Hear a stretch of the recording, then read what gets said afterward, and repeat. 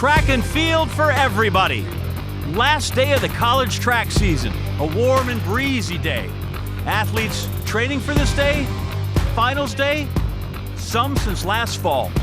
12 races on the track, 3 field events. Dwight Stones, Dan O'Brien, Lara Overton, I'm John Anderson. Guys, we're gonna go right upstairs and get started. And for this first event, I have been told, stick around, we might need your help picking up batons. Yeah, good reference to yesterday. 9 teams started, 5 teams finished. And it isn't warm, it's hot. It's 90 degrees, and there's a definite pickup in the wind that we've seen over the last couple of days as we get ready for the first event, 4x100 meter relay. Texas with a collegiate record from 3 years ago. USC going to start in lane 6. They are the defending champions. Well, and they are going to bring it home on that third leg. Madison White, we'll see her in the 400 meters later. Brianna Selby, the Big Ten champ in the 100 meters, will anchor for the USC Trojans. Deja DeFran, she'll lead off for the Shield. Fastest time in the country this year. Only team under 42 seconds. There's the LSU Tigers. They've won their fair share, certainly, of 4x1 relays. Team of God Bless, their 100-meter expert, along with Shanti Jackson. Team of God Bless will go on that second leg. Shanti Jackson will go on the anchor leg. We'll see her also in the 100 meters and the 200 meters in the open events as well. And keep an eye on the Georgia Bulldogs. They're going to try to get this championship done the old style way, getting it done with nothing but sprints and hurdles today. But that's Killer K, Kayla Jackson, right off the top, and she'll be handing to Adasia Hodge. That is Jasani Carter, who's going to run anchor leg for the Georgia Bulldogs. But Adasia Hodge has just been running so well this year, the freshman out of Georgia. We'll see her in the 4x1 here, 100 meters and 200 meters as well. Back to Georgia, they have never won this event.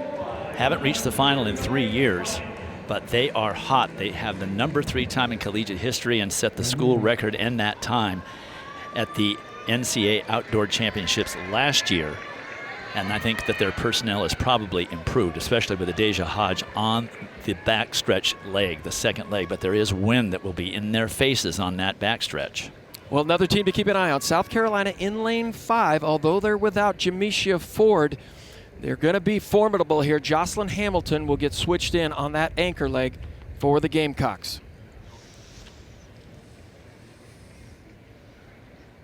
So on paper, the race in 6, 7, and 8. Southern Cal, LSU, Georgia.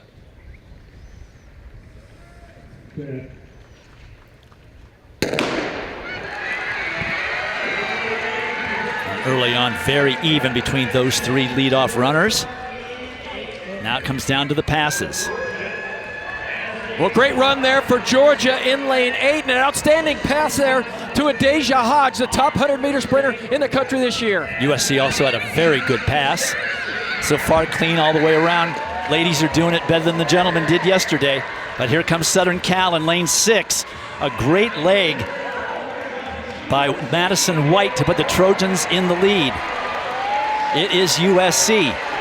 Close between LSU and Georgia. Here comes LSU, but it's going to be USC defending their title successfully, and 10 points for the women of Troy. 41-58 for USC, and they show you why they're the best team in the country. New school record, number 2 all-time, fastest that we've seen all season long. Outstanding run there, just really nifty handoffs, and that third leg by Madison White, dynamic. Fastest time in the world this year. 3 teams under 42 seconds, first time ever, and you can see how close it was at the finish. Well, look at Kayla Jackson out there in lane 8. She had a really nice first run to put the Georgia Bulldogs up to Adasia Hodge. Boom, nice and quick. Mia Brahe Patterson there for USC. A lot of black uniforms out there, tough to keep track of, but Georgia ahead at the second exchange here. Nice run for Rain Redmond, but look at the tall figure in the all black closest to us in the camera. That's Madison White. We'll see her in the open 400 meters today. Outstanding pass. She gets the baton early to Brianna Selby. So quick in the zone. Now Brianna Selby's going to do all the work, but Shanti Jackson brings the Lady Tigers in there in second position. But outstanding run for those top 3 teams. There's the fall. That was for South Carolina. Well, and it happens so fast out there. You can get your feet tangled up. We'll see Shanti Jackson in the 100 meters and the 200 meters. Good run by Jasani Carter. She got Georgia through. She cramped up in the semis, but Georgia still got through. But USC reigns supreme here in the women's 4x100 meter final. The top 5 teams all set school records in that 4x100 relay, but it was the USC Trojans who repeated as champions, and they are downstairs with John. This might be the fastest company I've ever kept in my life. And we'll start with the leadoff leg. Deja, the 100 didn't go the way you wanted it to. You came out here. How come today went like you wanted it to? I just trusted my team, and I trusted our plan, and I trusted myself, and I just decided to run. Madison, you're 400. This has got to be the easiest thing in the world to run. What's it like to go that quickly, though? It feels great. Especially to do it with my teammates. So it's just a fun little change. Mm-hmm. We saw just carnage yesterday in the men's race. How is it that you're safe with that baton, but you're fast with that baton?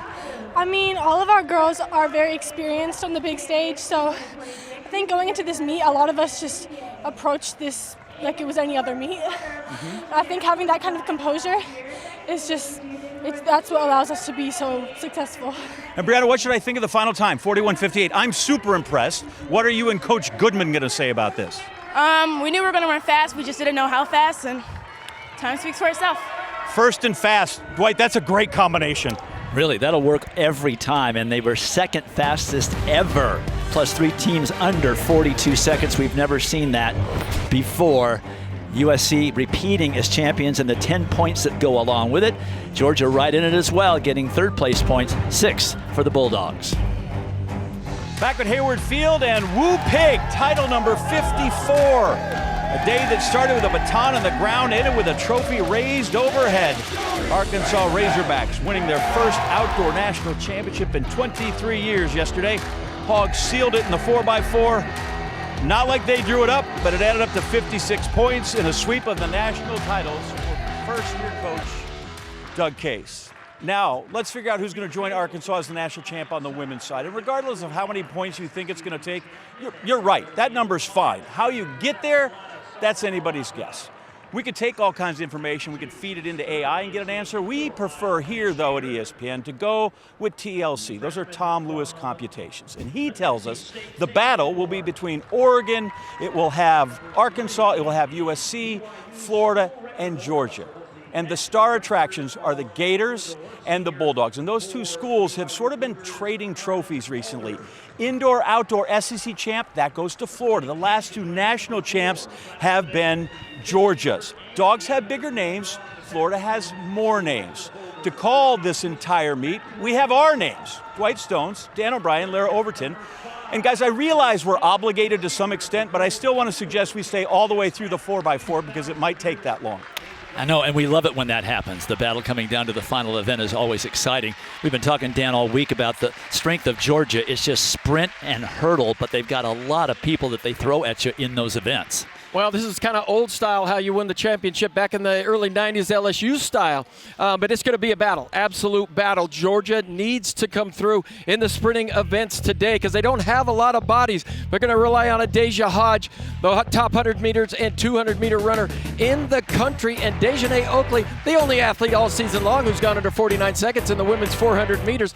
And I'll tell you, Michelle Smith, she didn't feel very good the other night, but she made the finals. And if she can score points in the 400 meter hurdles, it's going to be a big bonus for Georgia. And Laura, by contrast, Florida is going to get it done with a much more balanced attack. You're exactly right. It is depth and doubling for the University of Florida. This is a well-balanced Gators group from sprints to throws to the distance events. Gabby Matthews will race both the 100 and the 200 this evening. Alita Van Dalen already with a 3rd place finish in the shot put. Today, it's her signature event, the discus. Hilda Olomomoy will be back on the track after a 10,000 on Thursday night for an event, the 5,000, in which she was the national runner-up just 2 seasons ago. She'll have a teammate in that field as well, and the Gators have an entry in the women's 1,500.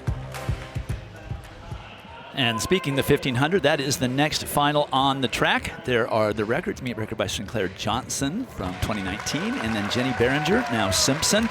is the only collegian ever break 4 minutes in the event way back in 2009. 12 finalists, and we're looking first at Rosemary Longisa of Washington State and Kenya. She is the collegiate leader in the event. Also number 2 in collegiate history. She was runner-up at the NCAA Indoor Championships in the mile. She has a little extra luck behind her too. Dwight, Faith Kipyegon reached out and gifted her the kit that she wore when she broke the world record at the Prefontaine Classic last year. Also reached out to her with some good luck wishes this week for the national championship. For North Carolina State, it is Sadie Engelhart, who was 3rd in the mile back in March at the NCAA Indoor Championships. Also, Wilma Nielsen, back-to-back NCAA mile champion, one of 3 ducks that they have in this field. This is a huge event for Oregon. Were they to score with all 3 of their runners, that would really help them stay in contention for the team title. And those 3 did score at the national championship indoors. They were also all legs of their national championship distance medley relay. Well, they have a huge advantage. Number 1, they're at home. And number 2, they can employ some team tactics and some strategy that will possibly help them. They have 1/4 of the entries in the field. So let's see how it works out for them, if it works out as well as it did indoors. And that's exactly what Coach Shalane Flanagan wants to see. She had all 3 of her athletes in the same heat at the NCAA regional meet to qualify here for the national championships in Eugene. She said the way that they navigated it was just beautiful. She said they all found a way to be exactly where they needed to be and use one another perfectly over the course of that race. She said if you guys do that here, you can mimic that yet again in the finals. Going out pretty slow, you can tell by the bunching up of the pack. Sort of a shared lead between Nielsen and Longisa as they come through in 72.5, a little bit on the slowish side. The one with the athletes with the best 800-meter times, that plays right into their hands. It is significantly warmer, by far the warmest day, as you've mentioned, so not surprising that this is going to be more conservative early on. That sun, the wind really going to hit you down on the backstretch as they come up toward the Bowerman Tower there right at 200 meters. Longisa in the lead, but in the outside of the lane. That's always a little bit dangerous. Tia Wilson of the University of Florida is in that all-white uniform on the outside of lane 2. She's in a really good position. She comes from not only having 1,500-meter speed, but a ton of 5,000-meter and cross-country strength in her legs as well that can certainly make her a factor and be significant for the Gators from the team aspect. Carmen Alder of BYU in there on the rail, also in the mix, along with Carly Hansen of BYU. That's a duo they call C squared. Diljit Taylor told me that duo works incredibly well. They will feed off of each other over the course of this race. Another 72-second 400 meters. Immaculate Gemutai of Kansas there in the inside of lane number 2. And now for Florida, a move being made by Tia Wilson. Her teammate, the fabulous freshman Claire Stegall, didn't manage to get into this final, which was a blow to Florida's chances. So Wilson now charged with getting as many points as she possibly can in this event. Pace is definitely quickened, and they do at least get a little bit of a break on this home stretch to get a little bit of a tailwind and some shade from the stadium, as well as encouragement for the Ducks from the hometown crowd. Big push from Haley Burns of NAU. She looked excellent in qualifying. Coach Jared Cornfield said she was buzzing and excited with how well she qualified. She's carrying some major momentum into the final. Rosemary Longisa is really pushing the pace down the backstretch, Dwight. Longisa really picking up the pace, a 62-second lap. Nielsen is going with her. She's right there. Burns trying to hold on. Juliet Cherubit of Oregon also in great position, sitting there in 3rd with teammate Wilma Nielsen in 2nd. Salma El-Badra from South Carolina putting herself in the fight. Hadn't even said her name until 200 meters to go, and she's working through picking athletes off. El-Badra from South Carolina, the junior from Morocco. We've seen the way she closes. It's Longisa, Nielsen, Cherubit, and El-Badra. Nielsen now fading. It's going to be Rosemary Longisa, the collegiate leader in her outdoor debut. Did not qualify last year. She's going to take away the victory and the 10 points. Salma Al-Badra gets up for second. 59-1 last 400 meters for Longisa. The Ducks went third, fourth, so that's 11 points. Maybe not as much as they would have liked, but a solid showing by Oregon that'll keep things interesting. Washington State coach Wayne Phipps told me earlier this week that it's just been so great to see her development week by week, season by season. He said that the talent, the training have really been there, but indoors she got so much sharper at the championship style of racing, and that was so perfectly executed as she moved to the front and forced the rest of the field to run her race. She pushed the pace and then relied on that great strength and closing speed that she has to improve from a runner-up finish indoors to the national champion at 1,500 meters. And the sophomore from Washington State becomes the first Cougar to win this event on the women's side. Here are the official results with Rosemary Longisa winning it in 4:12.10. Salma Al-Badra just ran out of real estate, and then 3-4 for Oregon and 11 points for the Ducks. And John is with the champion. I have the champion here. Binghua, champion, right? There you go, the champion. This came down to a really fast last lap. How come you had that still in your legs over the final 400? First of all, I was prepared this is going to be a tactical race. I saw the first 300 was like 50, and I was like, oh, I just have to take the lead. And I was so brave that I can outkick them the last lap, yeah. Close indoor, what's it like to be the champ this time? I'm so happy. It's like I came here for a comeback, but in a good way. Yeah. Very good way. Congratulations. Dwight, back up to you. All right, John, congratulations to Rosemary for becoming the first from Washington State to win that event. When we return, have a couple of national champions from this event, not this year necessarily by itself, but NCAA champions in the booth. We'll let you know who they are when we come back. Back in Eugene, Oregon, and a special treat. This was the race, the preliminaries on Wednesday, and Jacoby Tharp of Auburn, after seeing a 13:02 in the previous heat from Kendrick Smallwood, said, I think I can go sub 13. Yeah, he did, by a lot. Woo! A quarter of a second. He breaks the world record by 5/100ths, a record that wasn't set last year. It was set 14 years ago. Threatened, but never beaten. And in so doing, he became the first man in 50 years to set a world record at these championships, something that I thought would never happen. When I did it, I said that will not happen ever again. And I'm so happy that he proved me wrong. Jacoby Tharp joins us. We are so pleased to have you with you. And congratulations not only on your victory, which I know was also important to you, but there are 3 world record holders here now. Yes, sir. Dano had the record. I had the record. Now, Jacoby, you have the record. Yes, sir. Talk a little bit about your feelings now that you've had a chance to digest it a little.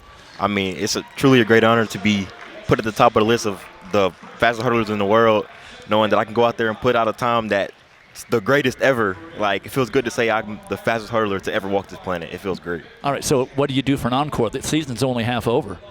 I mean, go back to Auburn, start hitting cork. I usually don't hit that often, so try to change up things that I can do, I mean, to take me to that next level. Excellent. Well, please stick around with us. We have the women's race coming up in a little while. We'd love to have your expertise. But right now it's time to get ready for a different kind of hurdle race, the steeplechase. Hurdles are a little bit shorter, but they don't move. And there's water involved. Here are the records for that steeplechase. Doris Lemon-Goulet, who is going to run the 5,000 later on this evening, has the record, the only Collegian to ever break 9 minutes. 12 finalists in this race. And we're looking specifically at Notre Dame's senior, Sophie Novak. The ACC steeplechase champion this year for a second time. She was 7th in this event final back in 2024 and number 2 in program history behind Olivia Markiewicz, who won a steeplechase title just 2 years ago for the Irish program. This is Angelina Napoleon, of NC State back from an exceptional 2025 season in which she went to the World Championships and took 9th in the steeplechase last summer. For BYU, this is Taylor Lovell. She's in position 8, the Big 12 outdoor steeple champion, and looking to improve upon a 9th place finish in the last 2 national championships. As they start in the backstretch, they will bypass the water jump the first time around. 28 barriers, 7 water jumps in this 3,000-meter race. The barriers and the water jump 30 inches high for the ladies. Here are your list of competitors. And the pace looks a bit more brisk even than the 1,500 meters was early on. They probably will welcome a little bit of water in this race. Still in the upper 80s, 90 degrees outside today.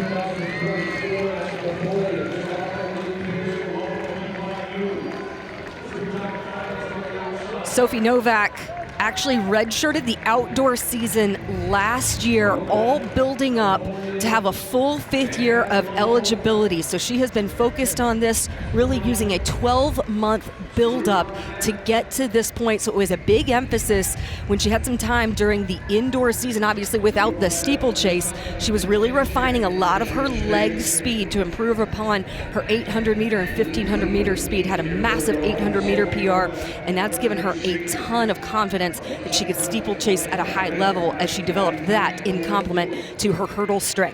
So Jacoby, I'm thinking this might be some good strength work for you. There are hurdles involved, they don't move, so you really got to be good about not clipping any. Is it kind of far? 2 miles. Oosh. Well, you could do it 1 lap at a time and work up to it. Okay, I got you. Jacoby, when you and I talked to the Bowerman back in December, you mentioned that you were so highly motivated coming into this season to really do it for your team. You had big goals and expectations. What were the goals that you had, and how have you exceeded probably even what you may have envisioned? I mean, I just want to come out here and win for my team, to try to get a team title push. But, I mean, things didn't go as planned. But, I mean, hey, a win's a win. 10 points. I did as much as I can do. I'm just happy I could come out here and put on for my team. How do you describe when you saw the number on the board after you crossed the line? Your reaction. I was truly shocked. Like, I looked at it, I was like, oh, it's going to correct. Maybe I ran 89 or something crazy. But, I mean, to see it post, like, I didn't know what to do. I hesitated because I wanted to check the wind to make certain I didn't get overly excited at a wind-aided time, even though that would have been amazing too. When I saw 1 point anything is when I lost it. An amazing experience to be able to call a world record, especially one that you're not capable of it, certainly, but certainly not expecting it in a preliminary race. Okay, we do have field events going on here today, and let's slide over to Dan to bring us the women's discus. All right, over to the east side of the track, our first field event of the day, the women's discus. Big point implications here, but there you see Jorinda Van Klinken, NCAA record, coached by Brian Bluetrick, and another young lady coached by Brian Bluetrick, Alicia Kano'u, the freshman from Oregon, can really help her team out here by getting some big points. It's her 3rd attempt, and she put one out there to an all-time personal best, 188 feet, 5 inches. Young lady from South Africa. She was 11th at the Big Ten Outdoor Championships. What an improvement for her. This is Inez Lopez, the senior from Arizona State. Her first attempt, she would send one out there by the 60-meter mark. Young lady's out of Spain, and she would move into the lead, 196 feet, 9 inches. But there was no stopping this lady, Alita Van Dalen. She's been 3rd at the NCAA Championships. She's been 2nd at the NCAA Championships. And she would throw a monster out there on her 3rd attempt. And it would be a giant after her brother finished 9th in the shot put on Wednesday. But it would be a meet record, 216 feet, 6 inches. It wasn't over though. Here's Joyce Aguama, the junior from Alabama. She'd send out a big one in the 4th round. And that'd be right at about the 60-meter mark. She was 4th at the SEC Championships, 196 feet, 9 inches. But it would be the young lady from the Netherlands and the Florida Gators, SEC champ, now she's the NCAA champ. 10 points for the Gators. Really solid points for the Oregon Ducks, finishing 4th and 7th. 10 for Florida, 6 for Oregon there, keeping them both in the hunt. 4 or 5 teams still very much in it, with still plenty of racing left to do and points left to be earned. So still, Sophie Novak has been controlling this from the front. Angelina Napoleon, happy to let her do those leading duties. Taylor Lovell right there from BYU in 3rd. And then Cynthia Gemetai in 4th.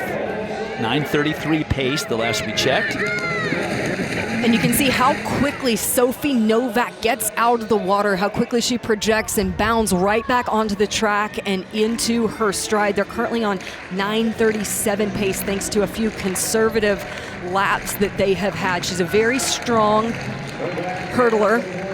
She's built a lot of that confidence over the last year, and talking to her coach, Matt Sparks, he said she's so composed as a racer. She can handle going out and controlling an early pace, handling those lead duties with the experience that she has as they go to a 75-second last 400 meters. So they have picked things up significantly as you have those top 3. And then you have Cynthia Gemetai, the freshman from Alabama, right there in 4th position, trying to put herself and attach herself right with that lead pack. And she has run personal bests in 3 of her last 4 races. Been learning a lot by practicing with Doris Lemon-Golay. That's been an incredible mentor for her as Cynthia Gemetai has really started to embrace herself as a steeplechase athlete. Great shot there of the water jump thanks to our crew. Napoleon, you can see going out a little bit wider to be sure that she has clear clearance, has a clear view there going over the water barrier and being able to use that momentum to drive her forward. Jacoby, sorry, real quick, while we got a couple of laps to go here, just it said on social media, it said that you were looking at past hurdlers and past champions. Who in particular caught your eye? Who did you like? Who were you looking at the days prior to your race? For sure, I watch a lot of Aries Bears races, like mainly the world record one, of course, like over and over and over again.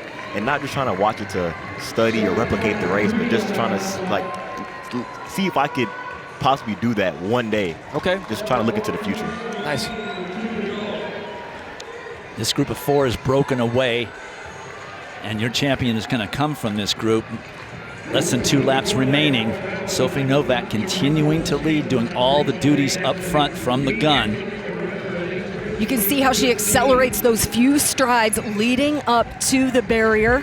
And Taylor Lovell has done a great job of being pulled along and positioning herself right on the shoulder of Sophie Novak. Novak really quickly bounds out of the water. Lovell right there in stride as they're beginning to get a little bit of distance on Napoleon of NC State. Gemetai had a very bad water jump there, lost all of her momentum by landing in the deeper part of the pit, slowed her down significantly. So now it's 2. Novak of Notre Dame, the senior, in the lead, and where she has been from the beginning, and then Taylor Lovell, the junior from BYU, as they take the bell. Novak trying to surge just a little bit to try to shake Taylor Lovell as they go 73 seconds. They have quickened the pace yet again. Each of these last 3 laps has gotten significantly faster.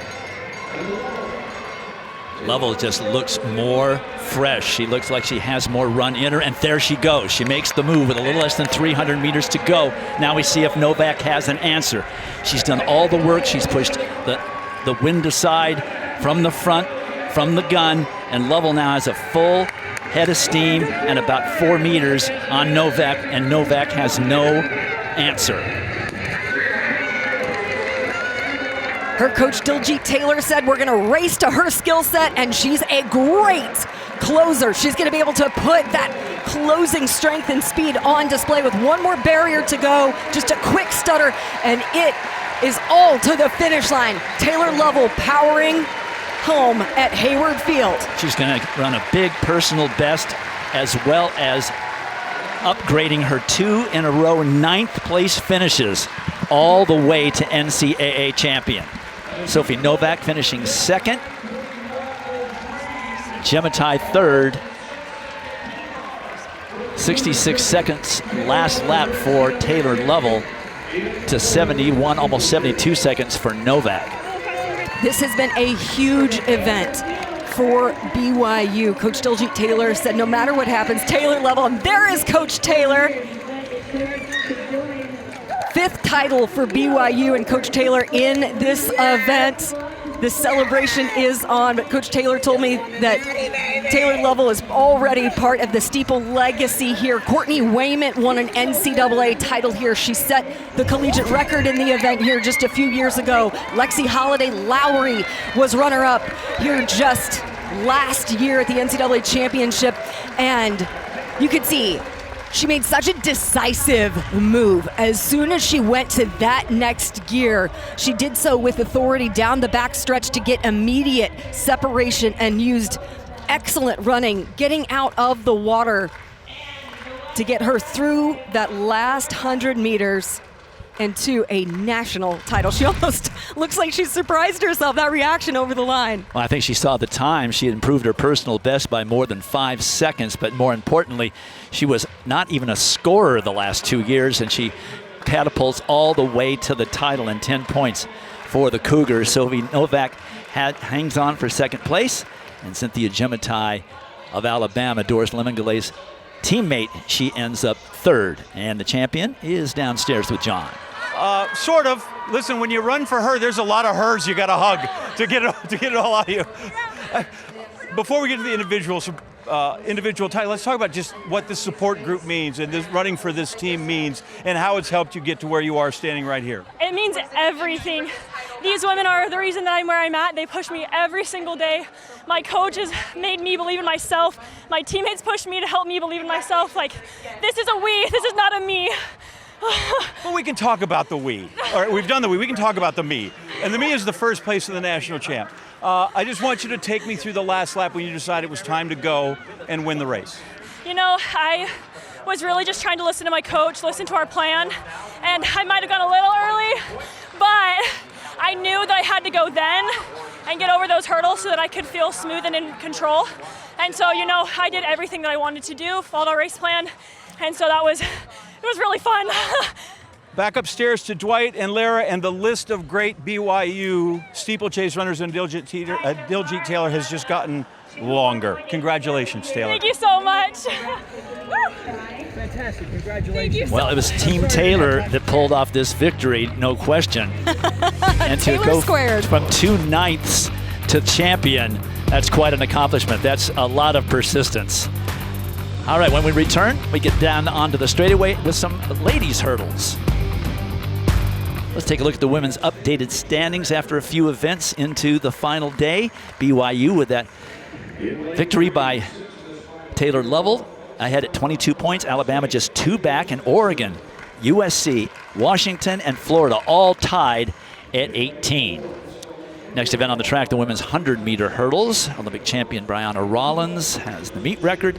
Masai Russell, also the Olympic champion, has the collegiate record in the event. And speaking of Oregon, at home in front of the hometown crowd, Leah McCormick will start in lane number 5. She is the defending champion and the collegiate leader in the event.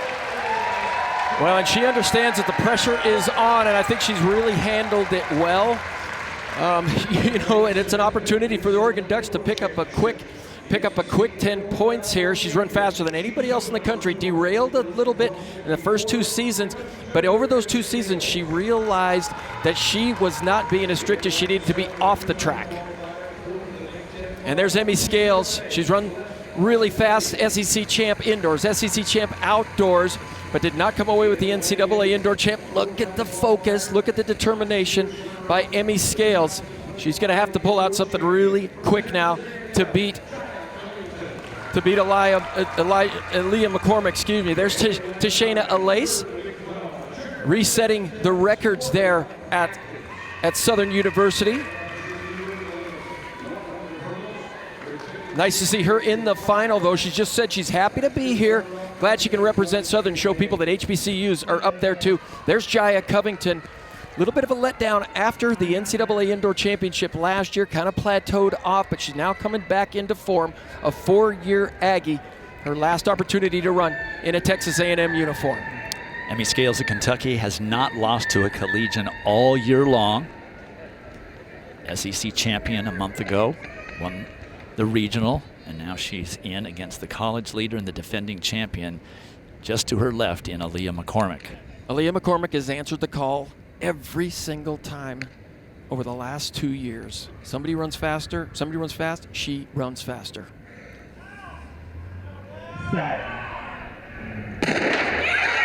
McCormick and Scales both with great starts, and they are right even. McCormick and Scales. Scales and McCormick. Now here comes McCormick. She's got a little bit of a lead. It's going to be a race off the last hurdle. It's Aaliyah McCormick, and Emmy Scales falls hard and rolls into lane number 7. It's a wind legal time of 12:47. Just off her season best of 12:44. Scales does cross the line in second, though, 12:69. Celeste Polizzanetti, I don't know how she kept from stomping on Emmy Scales. Scales is up and walking, maybe off adrenaline. I know she was anticipating that race off the last hurdle, a race we didn't get a chance to see because she stumbled, but Aaliyah McCormick successfully defends and hands Oregon another 10 points. Well, let's take a look at this replay, Jacoby. What do you see here? This was a battle. Yeah, I mean, I'm surprised she was able to stay focused throughout the whole entire race with Emmy pushing her the whole entire way. I mean, they were side by side the whole entire way. Like, you really have to stay focused whenever you go inside hurdle for hurdle with somebody. You can feel somebody else over there with you, can't you? 100%. But isn't it just death if you're thinking about what's happening next to you or anticipating the finish line when you're trying to take hurdle number 9 and 10? Oh, yeah. Stride for stride. That's crazy. Well, this takes incredible amounts of focus. Let's look and see what happened to Emmy Scales here. And she just caught that trail leg. And I'll tell you what, though, to finish second after a race like that, she runs 12:69. I think she might have been able to dip into the 12:50s, but Aaliyah McCormick does it again. Even when somebody across the country would run faster in this outdoor season, she would step up and put up a great time. She just comes through time and time again. She believes in herself and her abilities. Even with that fall across the line, Scales only missed her lifetime best 5/500ths of a second. A heck of a performance. It would have been a great race off the last hurdle had she not stumbled. But Aaliyah McCormick, for the second year in a row, is downstairs with John. I mean, that's pretty good to win a national championship and have it Jacoby Tharp approved, right? Well, you can't see him up there, but he's going. Every time I see you after this race and you're the champ, you're wandering around like crazy, like maybe thought you were amazed to get in the final. Why are you shocked when these performances happen? I'm shocked because I remember what it felt like to not be here. You know, I'm just blessed and honored to rep the O for the last time and to be able to just represent Oregon. I'm just thankful and grateful to be out here. Back to back, you win indoor, and now you're going to come home. Is there any kind of pressure? What's it like to kind of carry that mantle into this race? Absolutely. It can be a lot of pressure, you know. Everybody's, you know, expecting me to win. I literally have to turn my phone off, block all that noise out, and just kind of stay in my own lane and stay in my own race. And I think that's what I did today. Congratulations. Before I let you go, I want to know about the right sock. I asked if maybe we have a calf issue, and you tell me you wear this. How come? I wear this because my mom used to wear this when she ran college, so I want to continue the tradition. Aesthetics and family are everything. Look good, run good. Dwight?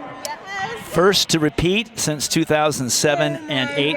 Congratulations, Aaliyah McCormick. And thank you, Jacoby Tharp, world record holder, for coming up here and giving us a little bit of your time. I know that you're busy, and pretty good analysis on that ladies race. Yes, sir. You got a future. Thanks, man. Have a great rest of your season. Boy, what a great race that was and could have been.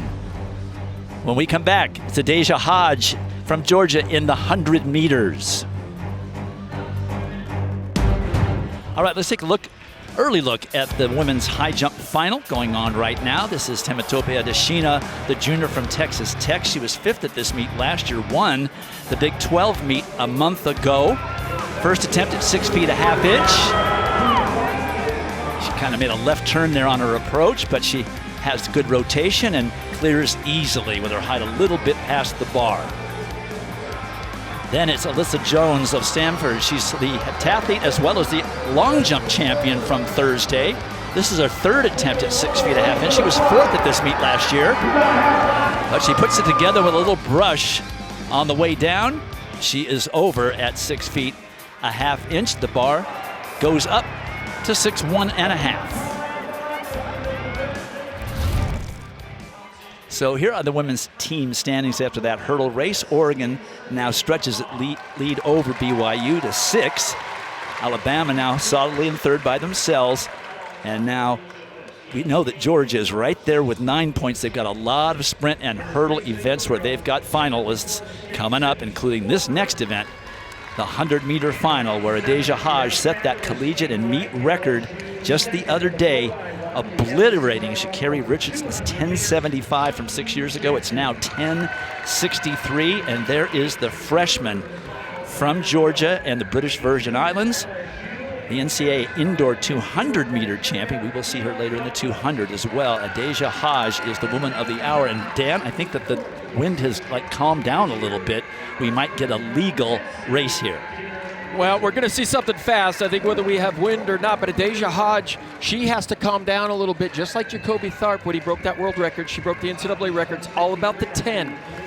And believe it or not, Coach Carroll had some critiques on that 10.63. She said she really wants her arms got a little wild, and she said she'd like to see her tighten those up. But here's Brianna Selby. 4 of her last 5 races have been under 11 flat. She's shown great consistency this season. Big Ten outdoor champ. Coached in club and former advisor Andre Kaysen in the Virginia area has helped Brianna get to this point. But there is Gabby Matthews.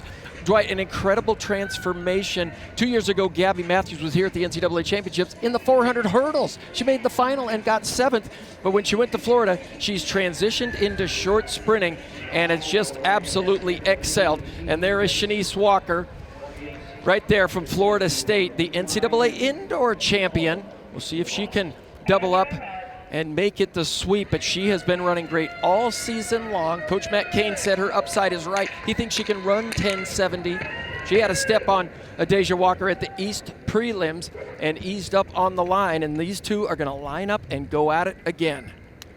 Walker was 6th in this event last year. Hodge, just a freshman. This is her NCAA debut in a final. In the middle of the track, lane 5. Well, Shanti Jackson in lane 7 in this final as well. 2 LSU athletes next to Tima. God bless. Both have run very quick, both under 11 seconds this year.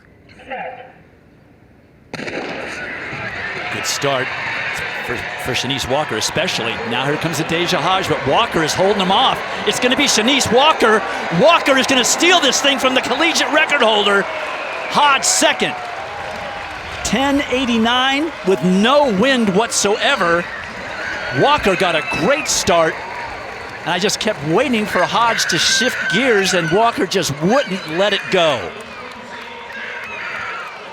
Well, Gabby Matthews did the very same thing at the SEC Championship. She got the drop on Adasia Hodge, made Adasia press just a little bit, and she wasn't able to come back. We saw such a dynamic start by Adasia Hodge in that semifinal there. Looks like she gets a pretty decent reaction, but she got stuck down just a little bit while Shanice Walker really gets up tall at about the 30-meter mark. Shanti Jackson's there at 30 meters as well. But look at the turnover there by Shanice Walker. And I'll tell you what, when she's ahead at 40, 50 meters, ahead of the collegiate record holder, nothing but confidence to finish it out, and she completes the sweep. 60-meter indoor, 100-meter outdoors. Big win for the Seminole. Here are the final results. Shanice Walker winning at 10.88, no wind whatsoever. The collegiate record holder, Adasia Hodge, gets 8 points for the Bulldogs in second. Shanti Jackson, a very fine time and very fine performance for her. But Shanice Walker, the new champion, downstairs with John. Thank you, Dwight. We'll get you some water here. I won't take up much of your time.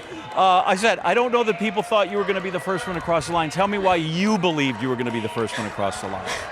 I'm not the easiest person to beat. I always believe in myself and just making things happen on the day. What was good in this race that allowed you to win? My start, my execution, just my patience in general and trusting my coach. Yeah. And you know Adacia's quick, so you know she's back there. How do you hold that form together and make sure she stays behind you? I'm quick as well. So I wasn't really worried about who was behind me. Just like I said, focusing on me and executing my race. 60 champ, 100 champ. You know who's behind her, Dwight? Everybody. Congratulations to her. The last time a Seminole won this, actually 2 years in a row they won it. Randy Givens in '84. Michelle Finn, Mrs. Leroy Burrell, won it in 1985. 41 years it's been for Florida State. Shanice Walker, the NCAA champion in the 100 meters. All right, women's triple jump underway as well down on the infield. Let's go over to Dan. All right, well, we got some stuff brewing here in the triple jump on the main straightaway. Jasmine Moore there. You see the meet in the NCAA record, 48 feet 6 inches. Big jump there. But this Shante Foreman, the senior from Clemson, she was the ACC outdoor champion this year. Look at her stream down the runway there. This would be her second attempt. And she would bounce out a good one. Big tailwinds here for these athletes. As you see that beautiful shot of the tower in the background. In the second round, she'd go 46 feet 4 3/4. Little W there that says there is plenty of wind. But this Sharifa Davronova, the sophomore from Oregon in Uzbekistan. But we show you this big point implications here. She won the Big Ten Outdoor Championships, but she would move into second position there with a jump of 46 feet 4 1/4, and that'd be a personal best for her. They're through 3 rounds of jumping, and if the competition were to end right now, Oregon would get 8 points in the women's triple jump. So let's take a look at the updated standings after the 100 meters. Oregon still ahead by 6 over BYU. Florida moving up to within 1. Alabama doing the same. USC doing the same. And Georgia finally on the board at 17. There's still 9 events remaining. Plenty of point scoring opportunities as we get ready for the women's 400-meter final. Nikisha Price of Arkansas setting that meet, an NCAA record. That year they had all those athletes going under 50 seconds, set the collegiate record in the 4x400. And we're looking at Dejanay Oakley, the senior from Georgia and Jamaica. She's the top returner. She is the world leader with her 48.92 time from earlier this season. Well, she's still unbeaten in a race. She lost when she had to in a race time final, but she's still unbeaten with anybody in her race this season, both indoors and outdoors. And what's amazing is she's a great example of training execution, confidence, and just belief in yourself, all coming together at the same time. And Coach Carroll and Coach Karim at Georgia have a fantastic system in the 400 meters that continues to produce great 400-meter runners, and not just in the collegiate, but at the pro level as well. There is Kaylin Brown. 3 times she's been under 50 seconds this season, and she's been the most consistent 400 and 200-meter runner for Arkansas all season long. Has not gone slower than 51 seconds, but she was a runner-up to Nikisha Price 2 years ago in 2024. And there is Madison White. I talked to Coach Q about her, and I said she could have run the 200 meters. He said she's a 400-meter runner, but last year wanted to work on her speed, and we did that. But this year she wanted to come in here and challenge the best in the country in the 400 meters. What differentiates Madison, though, is she has run quicker than 22 seconds in the 400 meters, and so she's probably the quickest sprinter in this group. There's Scenaria Butler, and she knows what it means to wear that uniform and run for that team. Arkansas's got a chance at the team title here. They continue to put great 400-meter runners on the track, and she just was relegated to a relay spot for the last couple of seasons, and now she finds herself on the big stage in the final 400 meters at the NCAA championships. Keep an eye on Sydney Segala as well from Boston College. She ran a big PR the other day to win her heat, and Rachel Joseph from Iowa State, the most successful sprinter ever from Iowa State, trying to dip under 50 seconds for the first time ever. Arkansas with Butler and Brown, going back to Brown, has a gold and silver medal from the Olympic Games, the gold in the 4x4 and the silver in the mixed 4x4. So 2 Olympic medals for Kaylin Brown back when she was a freshman. This could be the deepest women's 400 meters we've ever seen at the national meet.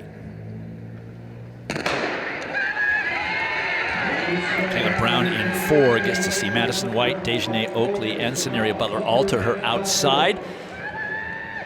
Well, good start for Dejanay Oakley. Coach Carroll said, I want to get her engaged in the race earlier, and you know that the Arkansas athletes are going to push the pace in the first 250, 300. There you see Scenaria Butler, second from the left, Kaylin Brown, fourth from the right there. They are pushing the pace, but Dejanay Oakley is hanging with them, and she's tough to beat if she's close to you in the last 100 meters. Kaylin Brown moving well, as is Madison White. White now for Southern Cal, and Oakley down the home stretch. They've got a tailwind. Here comes Oakley. Oakley finds another gear. White doesn't have an answer. It's going to be Oakley and White across the line. 48.80.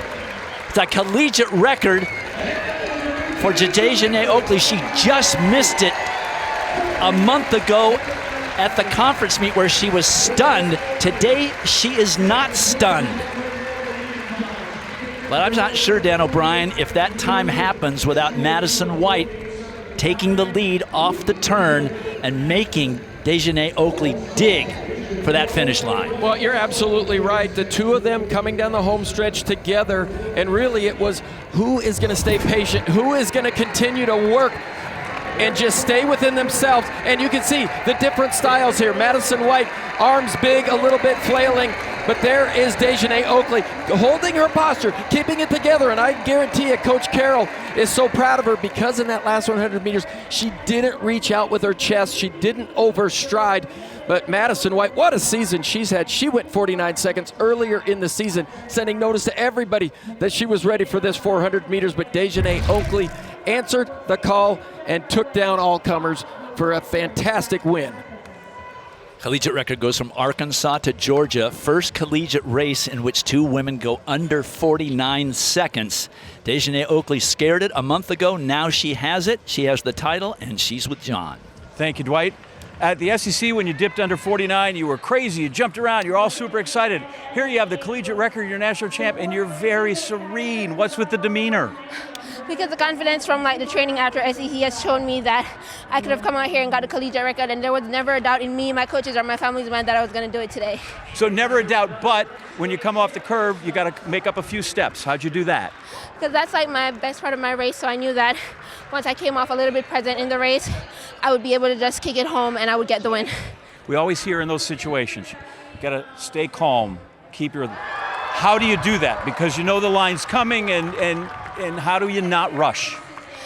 My training. All the training I've been doing with Aaliyah.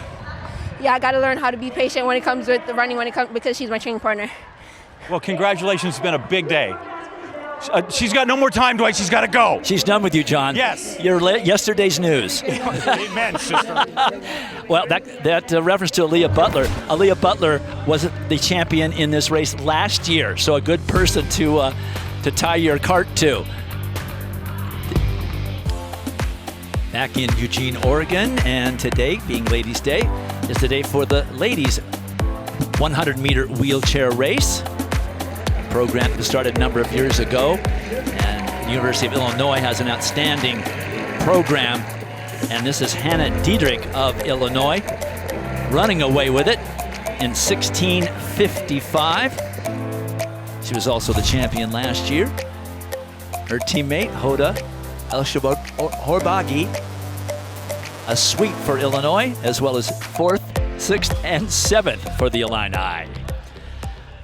All right, we just saw Dejanay Oakley from Georgia win the 400, set a collegiate record. There is a little bit of success from Carol Smith-Gilbert's group. In the last 2 years, they have been prolific in scooping up championships and runner-up positions. And we sat down with her the other day and asked her, Coach, why is this team performing so well? I would say for the individuals that have been successful on a world stage, most of them come to the University of Georgia because they want to win championships. So that helps because they want to be a part of a team and feel close to other people rather than just have to have all the weight of on their own shoulders. So they come in, there are some other people on the team, and the captains teach everyone how we kind of, I would say, move as a group, and nobody really has a problem with it. Well, it's become a tradition now. You set a record, you get your picture next to the board that shows the name and the record itself.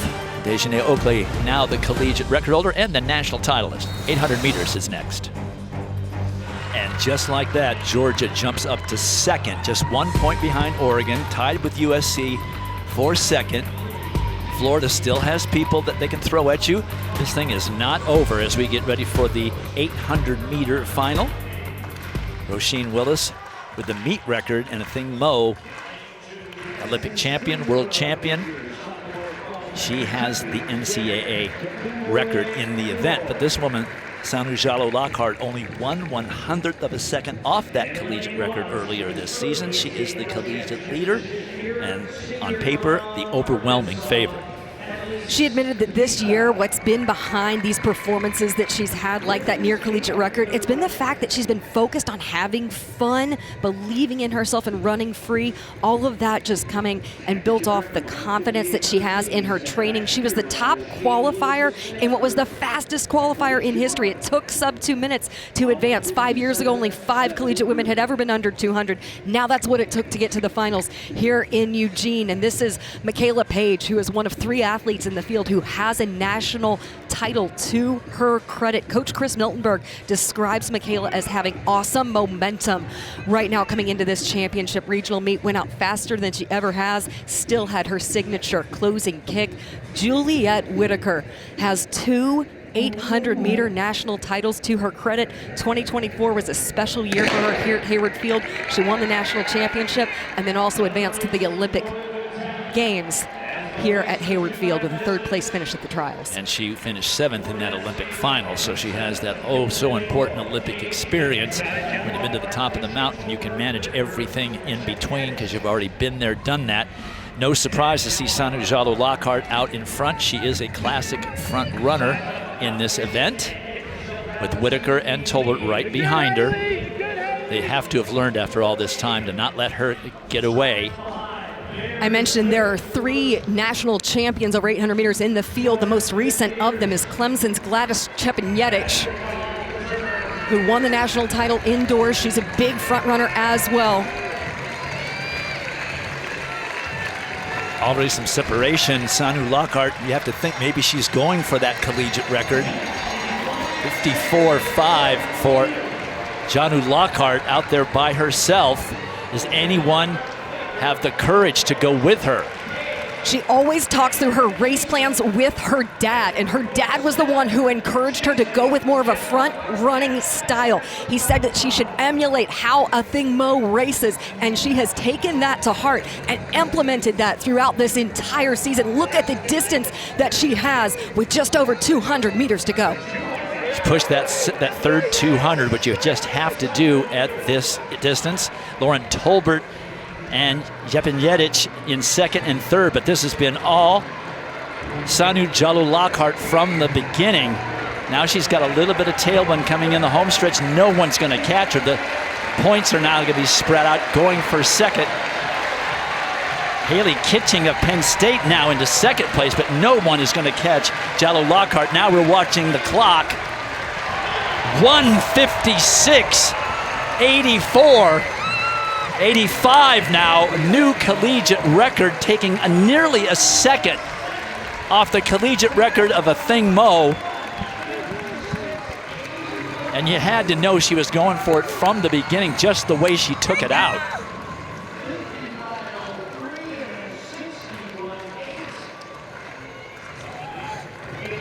.61.8 on her 2nd lap, and that's because she had some wind that she was fighting on that backstretch, but no one was able to match the blistering pace that Sanu Jallow Lockhart of Arkansas and Gambia put on this 800-meter field. Another collegiate record here at the NCAA championships. Coach Chris Johnson said at the SEC championships that they'd worked on refining that 2nd lap, making that 2nd lap the strongest part of her race. And she said that what made the difference was running cross country this fall. That's where she really built so much strength. She said those workouts were another level of pain, and that's what's contributed to all of this success.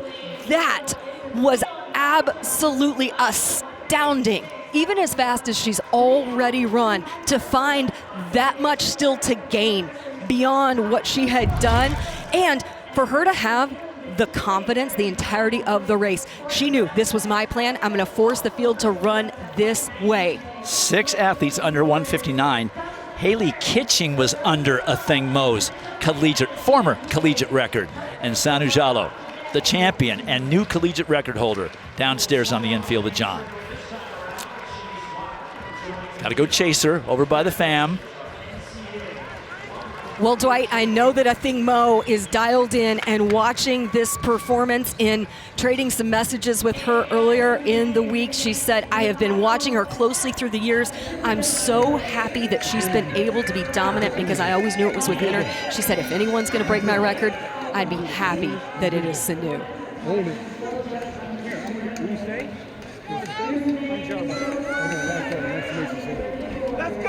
Well, she's very tired.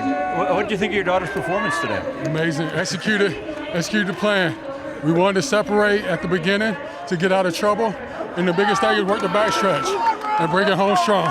Okay, but that's great coach speak. How about just dad? Your daughter ran under 157, is a national champ. Super proud. Something she's been working hard for, something she set her mind to. I told her it's time for her to leave her footprint and forever in the books. So that's why I wanted to let them remember your name. I don't even need to talk to you. Your dad's been great. You want to take a minute? Okay, you've been pushing. It's closer, closer. You get faster and faster. Close calls. Been caught before. Why has this year been different? I just still can't believe it. This year has been such a hard trial, and I feel like this is the year of Sanu. This is the year that I get back and show everybody that I belong. I've always, like my dad said, I've always been the event, but it's time that I was the event this time. It was time that I was the show. So just keep my head down through everything I've been through last year, this year, and the past years. It's just like keep my head down, just believing in myself, believing in my parents, and my coaches just executing what they've been telling me.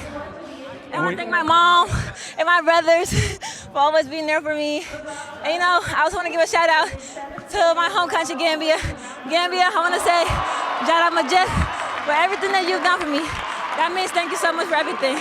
So thank you, Team Gambia. And if you guys don't remember, at SEC at Auburn, the whole family was here. I don't know why they didn't make the trip. Last one, just any idea how fast you were running as you came down that last 100 and that you were going to get under 157? The goal was to come in at 55 high, or you know, just something. But the main goal was to separate from everybody in the backstretch. And I knew that a couple years ago. Even last year, like my main struggle was the backstretch. I always knew I was fast, but I feel like cross country really did a number for me this year, just getting stronger. Granted, I didn't want to do it, but my mom and dad, they definitely convinced me to do it, you know, and just stick with it, even though the days I didn't want to go back. So I feel like doing that was totally the difference of how I performed this year. So I'm really grateful for everything. Well, congratulations to you. Lara and Dan, you're fired. Dwight, I'm going to send up her dad. Yeah, no question. Lara was celebrating when she said that she ran cross country and that made the difference. Lara's big cross country supporter. So 7th collegiate record at these championships. Forget about even trying to count the meet records. Those are the collegiate records, the all-time best ever done. Congratulations to Sanu Jallow Lockhart. All right, second day of the heptathlon. Let's go over to Dan. All right, the long jump here. Event number 5 to Jayciana Jaraholt, the leader after day 1. The freshman from Illinois in the Big Ten Outdoor Championship. She's an outstanding jumper, both in the high jump and the long jump. And on her first attempt, she would send one out there just under the 6-meter mark, 19.5 And here's her teammate. Here comes the Illini. Morgan Humphreys, a sophomore transfer from Texas, coached by her dad in high school in Southern California. But in a third attempt, she would go 20 feet 5 3/4 and just lay it all out there because she had fouls in the first 2 attempts. But she gets a good jump out there in the third attempt. Here is the University of Washington sophomore, Sophia Cosco-Luella. University of Washington has never won the heptathlon at the national level.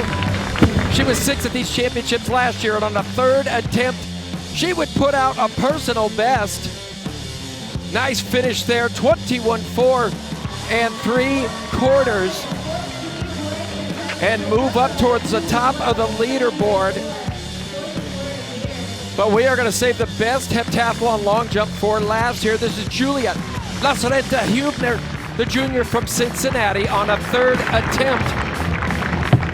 She would find the board and stretch one out there. The Big 12 outdoor champ would go 20 feet, 3/4 of an inch, and by that jump and a personal best, she would move into the lead in the heptathlon. Top 4, separated by less than 40 points. And over to the high jump apron. Event continues. Bar at 6'2 3/4, 1.90 m. This is Kaya Crook, the freshman from Arizona. Arizona with a great tradition in the high jump. Think of Brigitte Barrett, the Olympic silver medalist. And an easy clearance for the freshman, a personal best. She was 2nd at the Big 12 outdoor. Then it was Rose Yaboa, the senior from Illinois, her first attempt at 6'2 3/4. She is from Ghana, and she is over on the first. She was runner-up at the Big 10 outdoor. And Temitope Adesina from Texas Tech, also with a bar at 6'2 3/4. She has had some misses on the way, but she also clears with a big leap on her first attempt. So the bar going up. These are better heights than we expected out of this group. And the conditions, pretty windy down there as we get ready now for the women's 400 hurdles final. Savannah Sutherland, the NCAA champion last year, set the collegiate record and the meet record in that race. And Kayla Garrett of South Carolina, she loves keeping her competitors on their toes by her changing hairstyles. I've always been a fashionista on the track. High school, I used to do eyeshadow. When I got to college, I was like, well, I could do some hair. Let's have 50,000 wigs and change it for every event and every heat. And because I don't want anybody to know who they're racing. They're gonna be really confused. I thought we had purple wig in lane 6, but it's actually hot pink. I love the confusion.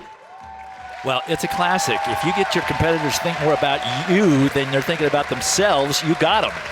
Well, she's not only confused her competitors, I don't recognize her from one meet to the next either, but Kayla Garrett has just been on another level this year. I'm not sure anybody can hang with her, but interesting story. She said before the semi-race, she had eaten something weird the night before and had a big breakfast, and she didn't feel very good.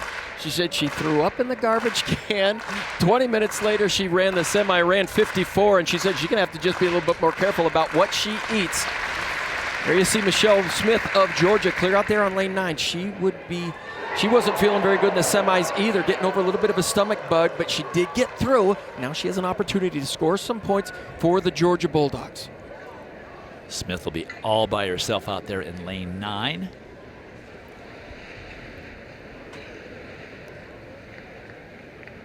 We saw that work for the men yesterday.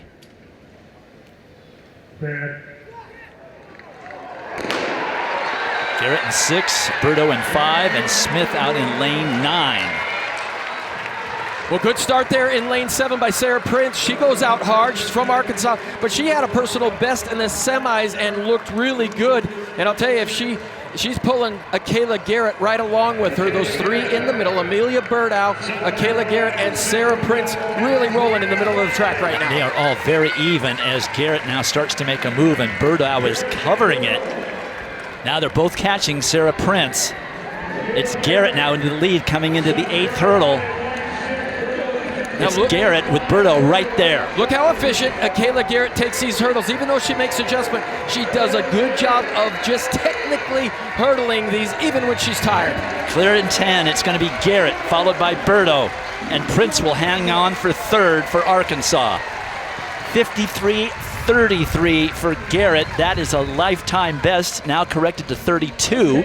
So she runs her best time at the most important time, the national championships. Well, she always loves to put on a show, loves to be front and center, fastest time of the year. And she can hardly believe it. You don't really see her this emotional, but she's so tough. She's so mentally strong. There you see Sarah Prince from Arkansas off that 8th hurdle. But just look how efficient, how compact Kayla Garrett is. Nobody in college can do it like this. She gets her feet back down on the ground, gets back into running position, and she comes away with the victory. She even backed off the last 10 meters there, but a great season for Amelia Berdow as well, as she dips under 54 seconds. PB, Sarah Prince, Amelia Berdow, and Kayla Garrett. Michelle Smith, 55-10, right around her seasonal best, and scores some big points for the Georgia Bulldogs. As you mentioned, personal best for all top three, and Smith ends up getting 5 points for Georgia in fourth place. There are the results, 53-32. Her personal best coming in was 53-73, so a big reduction. But Amelia Berto, she had the hugest reduction. She was at 54-79. She takes 1.2 off her previous lifetime best in finishing second. And the champion is downstairs with John. Dwight, now I only do family interviews. I am available for parties, and I'll interview everybody. First off, tell me about Mom. How important is Mom in our success and you standing here right now as a champ? Everybody knows my mom been my coach. She's my backbone and my heart. I don't think I would have done this without her being here. Look at the shirt, y'all. Come on, look at the shirt. Okay, Sarah? Thank you. But yeah, Mom is important. I love the shirt. It shows an edgy flair, just like you do with every race. What was good about this race? Why is 53-3 out there and a new personal best on this day? That's my PR, man. Like, even though, you know, I would love to run faster, I just wanted to win. I came fourth my freshman year, second last year, and I knew it was my time. Savannah Sutherland told me last year, don't worry, you'll get it next year.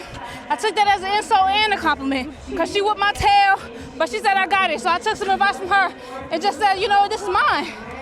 Okay, I want Mom. I don't want Coach here, okay? I want what Mom thought of today's performance. I thought that she did an awesome job. We came out here and did what we were supposed to do and did what was always in you. Peep Coach Hall over there. Hey, that's Bestie. Let's go.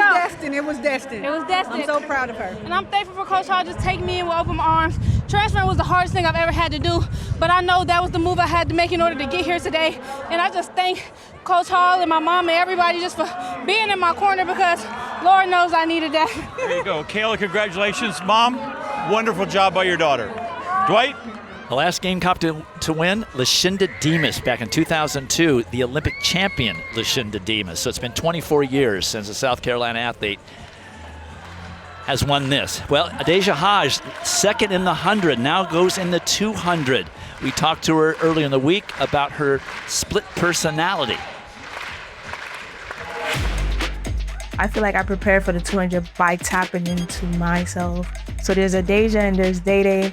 Day Day is the one that's on the track. Adeja is the person with the glasses. She does the schoolwork. Day Day is the competitor. She's hungry. She wants everything. She wants to achieve everything. I feel like the 200 is more individualized and it's a different preparation because I know it's just me and myself in that lane. Things are heating up here in the heptathlon on the ladies' final day. This is your leader after 5 events. Juliette Hubner, the junior from Cincinnati, is her first attempt in the javelin. She would get that spear out there at about 116 feet, 6 inches. And she would throw no further. This is Megan Humphreys, the stopper from Illinois.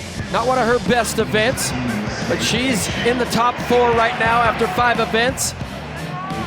Saw some not so great warm-up throws by her, but she would get one out there, 105 feet, 8 inches. Jaciana Jeroholt, the leader after day 1 now, the freshman from Illinois. Looking for a big throw here.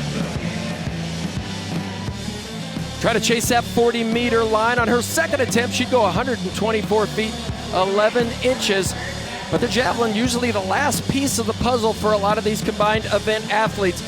But this is Sophia Koskaluela, the sophomore from Washington. Remember, a Washington Husky has never won the NCAA heptathlon title, and on her third attempt, she would go big. Over the 40-meter line by quite a distance. And she knew it as soon as it left her hand. And it would be a big throw, 144 feet, 7 inches, and she would take the lead. Now she leads by 129 points with 1 event remaining.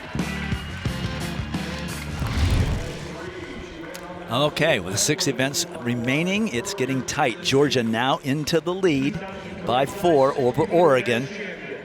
Arkansas tied for second with USC, 1 back. USC has 2 athletes in this 200 meters, and Florida has 1. So still a lot of points to be scored and a lot of movement we can see on that leaderboard as we get ready for the 200-meter final. Abby Steiner and 21.80 4 years ago at this meet. Well, should we be on record watch here? We've seen a lot of national records, and this has been really fun. But if anybody's going to push that record, I think it's going to be this young lady right here. There's the Deja Hodge. Coach Carroll wanted to see her relax a little bit more on this, on the turn, push through the turn, and hold your sprint position down the home straightaway. She's going to be coming at this 200 meters with an aggressive mindset after losing that 100. An attitude of the winner. And we get a look at Gabby Matthews from Florida. Opportunity for the Florida Gators to score some points here, but just such a great transition from the 400-meter hurdles to the sprints. And she said the 200 meters is still a work in progress. She was 4th at the SEC Championships, and she says she's much better at the 100 meters than the 200 meters, but this young lady's going to be missed in College Station. Cameron Dixon, 4-year Aggie, just been running her best races all season long. Told me a pretty dumb knock-knock joke over in the warm-up area before this evening session. Don't need to repeat it, but she is ready to go, ready to represent, and believe it or not, as much success as Cameron Dixon has had, her first individual final at the NCAA Championships here in the 200. This final might have been a little different, except for the injury suffered by Jamisha Ford on Thursday, coming off the turn in this 200-meter semifinal. She had to withdraw from the events today. We don't really have much of an update on the nature of the injury or how she's doing. She has 1 more year at South Carolina. In this 200, Deja Hodge in 6, Cameron Dixon in 7, Gabby Matthews in 8.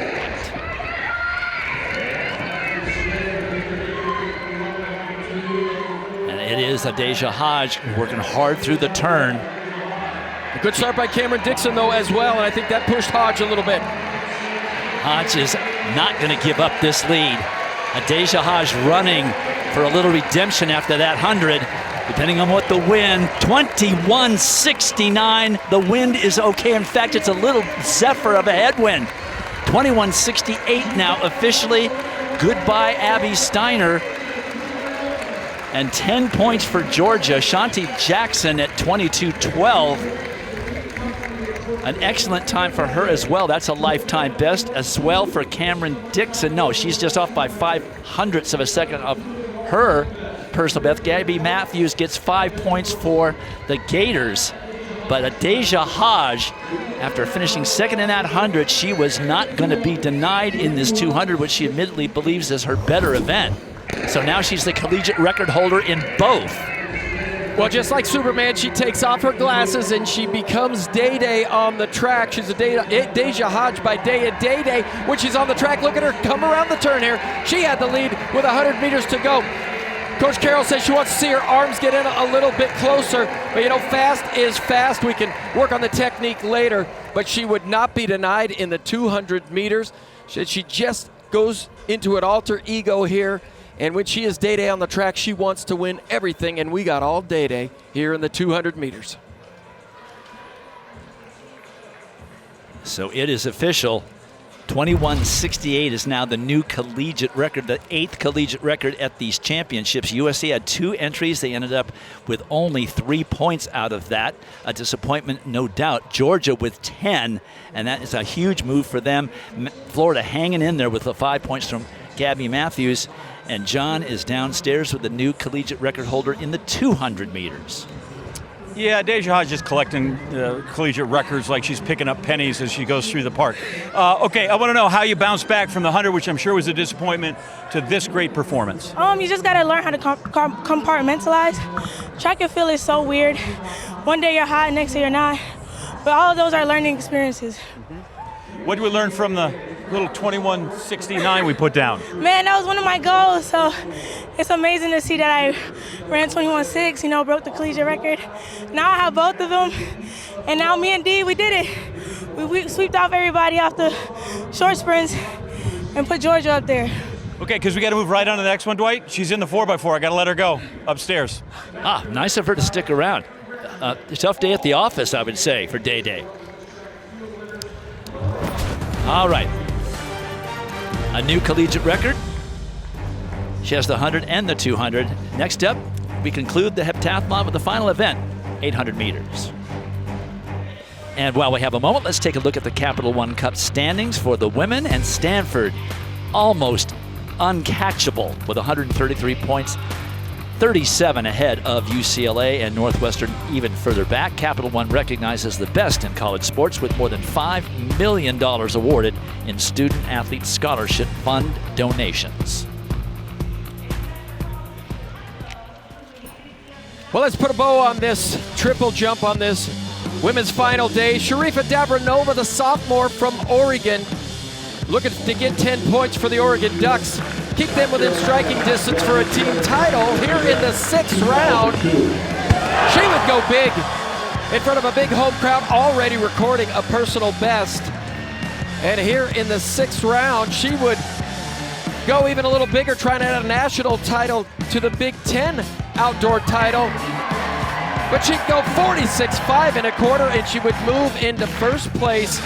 And while the Oregon Ducks were adding up the score for 10 points, Shante Foreman stepped onto the runway, the senior from Clemson. ACC outdoor champ, she was 4th last year, and she would stretch out a big one. The 6th and final jump of the competition. Let's take a look. Great extension into the sand. That wind was nothing but a help all afternoon. But as the mark came up, she would go a little bit farther, 3 inches farther, 46 feet 8 3/4, record a personal best, and she would take the victory away from the Oregon Ducks. 10 points for the Clemson Tigers, and the Oregon Ducks record a very important 8. But Shante Foreman, the senior from Clemson, gets it done.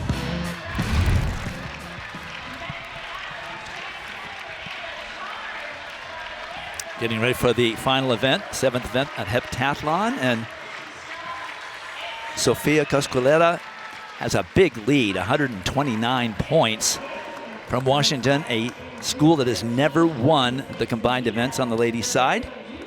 And she's a reasonably good 800-meter runner.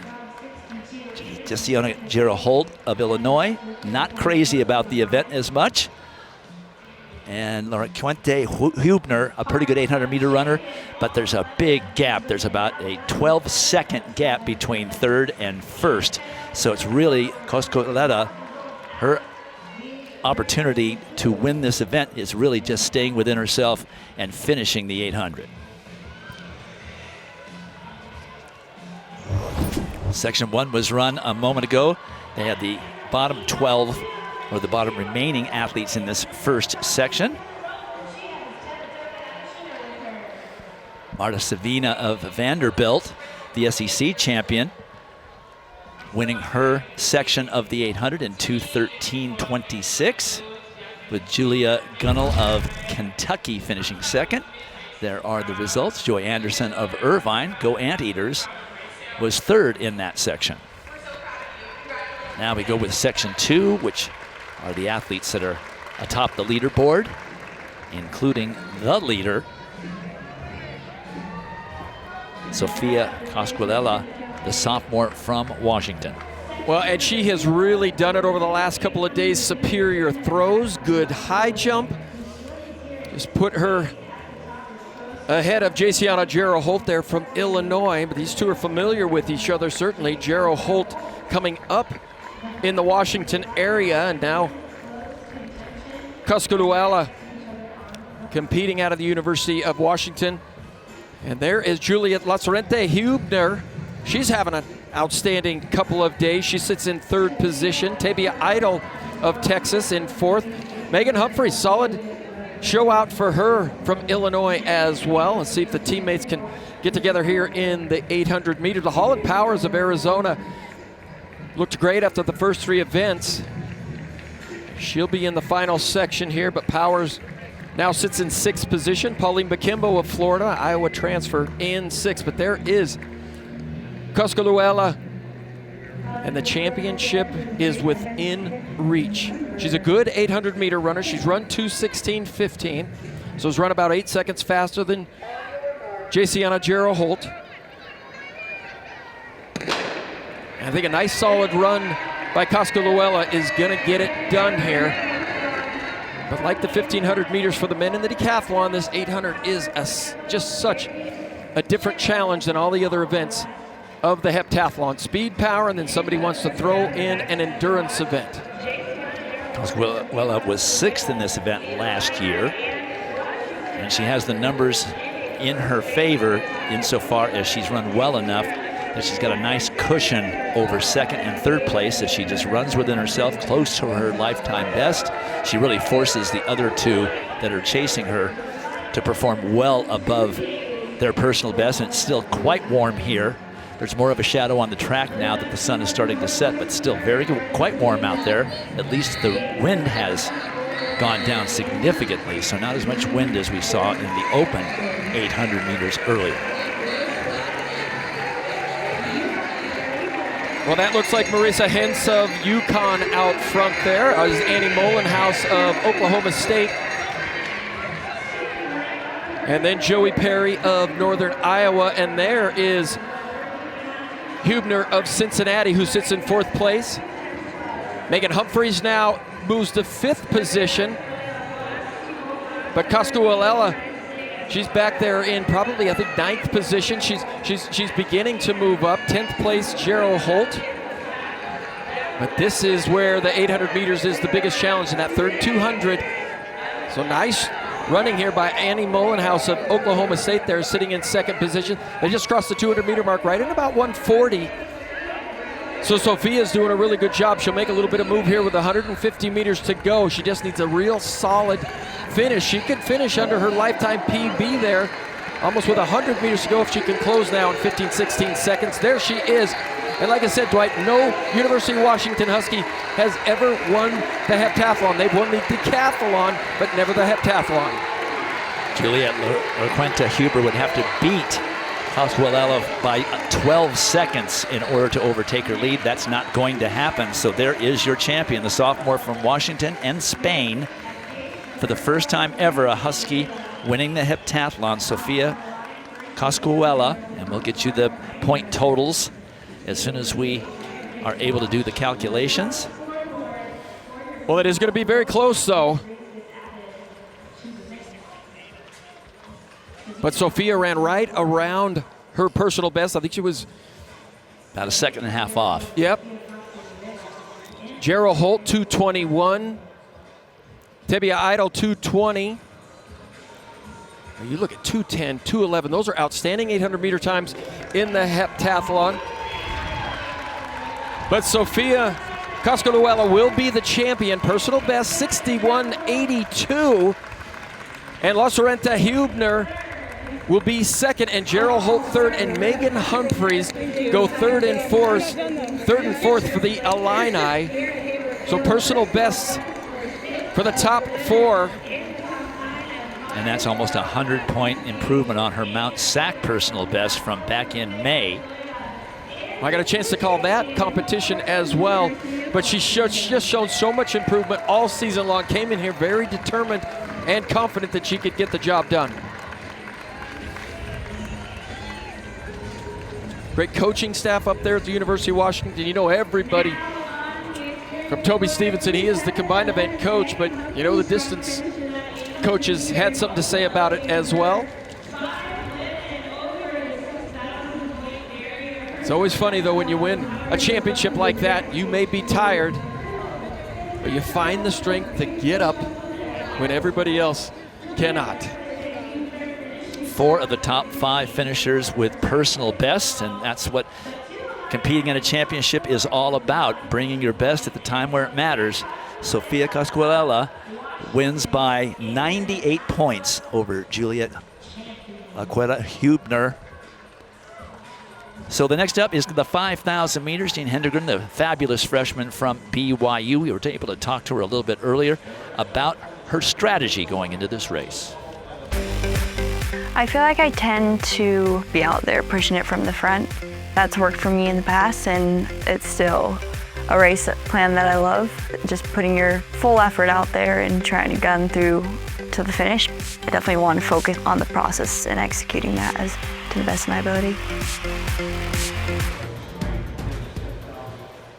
Next event on the track, actually the penultimate event on the track, only 4x4 after this. The 5,000, Parker Valby of Florida, just a couple of years ago, setting the meet record. And Jane Hendrigan breaking that collegiate record earlier in this season. Hendrigan in this field of 24. She'll be in spot number 17, finished third in the 10,000 2 days ago. But as we noted, set the collegiate record earlier this year. Also broke the collegiate record in the 10,000 this freshman season. And that all started with December, breaking the indoor collegiate record at this distance, then followed that with breaking outdoor collegiate records in both the 5,000 and the 10,000, in addition to sweeping indoor national championships at the 5,000 and 3,000 meter distances. Pamela Kosgei back on the track after the 10,000 on Thursday night. She finished second, runner-up to Iowa State winner Merceline Kirwa.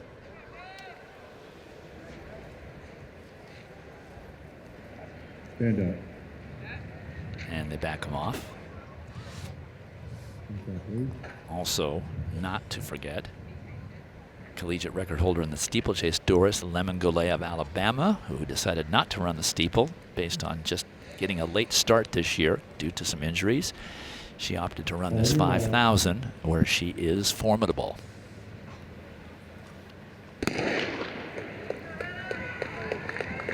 "24 athletes, 12 from the West Regional in Fayetteville, Arkansas 2 weeks ago, and 12 from the East Regional from Lexington, Kentucky 2 weeks ago.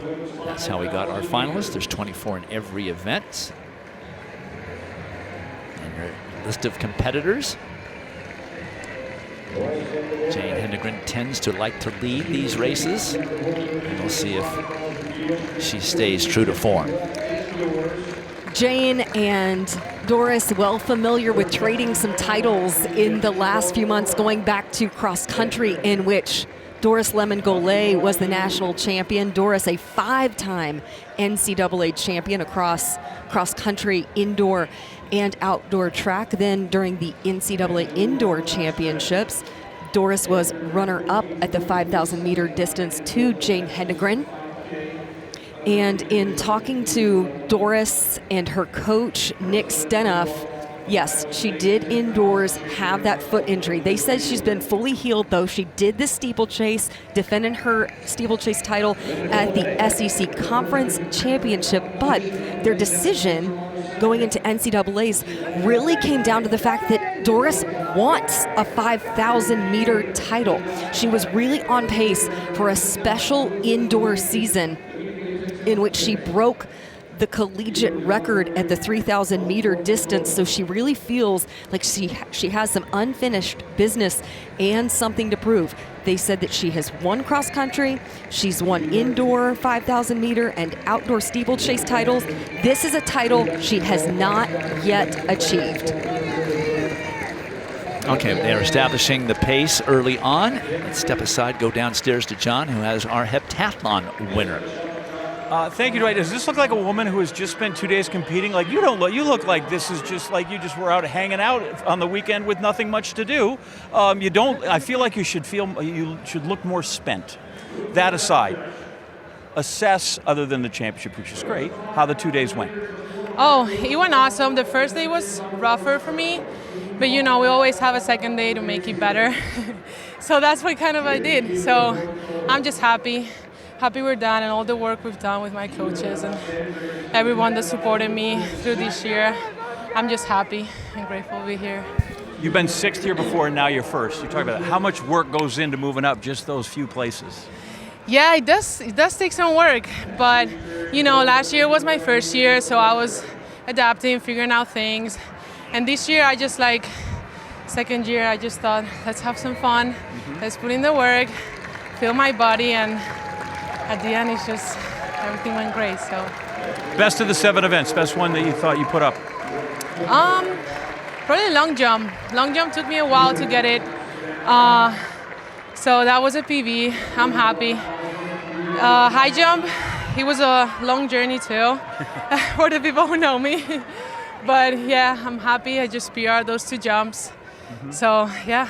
And then I don't know anybody that really loves the last race, 800, but what it's like to come there and go, I'm going to win, and that feeling, does that make that event any easier? Maybe in a way, but the 800 is just, you can never expect how you're feeling, just like give everything you can. I was still so nervous, like just the 800 gets me every time. But yeah, of course it was a little bit less pressure. You know, you always gotta run as hard as you can. So yeah. Congratulations. We'll finally let you go identify your shoes and get water and sign. They got a lot of duties, guys, when you win here. If you finish 7th, it's no big deal. But if you win, the champion has a lot of stuff to do upstairs. All right, John, thank you very much. They come around to the start-finish line. 9 laps remaining in this 5,000 meters. Jaden Keeler of North Dakota doing a good job keeping the pace honest. Pamela Kosgei up there. Doris Lemon-Golay as well. Jane Hendengren back in 5th place. A little unusual to see her back in the pack.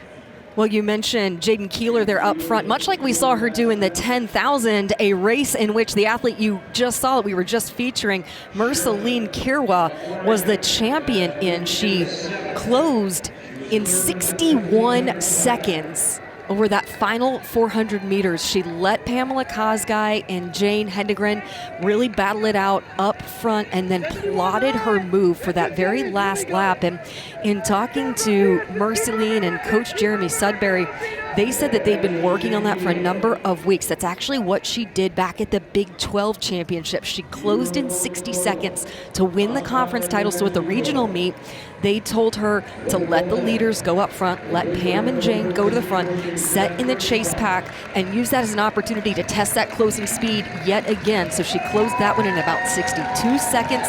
So perfectly executed the race plan that they anticipated, with Jane and Pamela battling up front. Pamela Kosgei 1 year ago swept 10,000 and 5,000 meter titles, so now she's on the track trying to defend that 5,000 meter crown with Doris Lemon-Golay in fantastic position, setting back in 3rd. That's not usually where we see Doris like to run. She really prefers in her signature event, the steeplechase, to go right out to the front.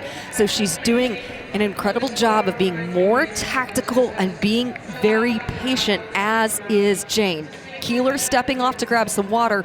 That's the move when we saw in the 10,000 where Jane went to the front when Keeler stepped off to the side to grab some water. Now you're seeing some bunching up front.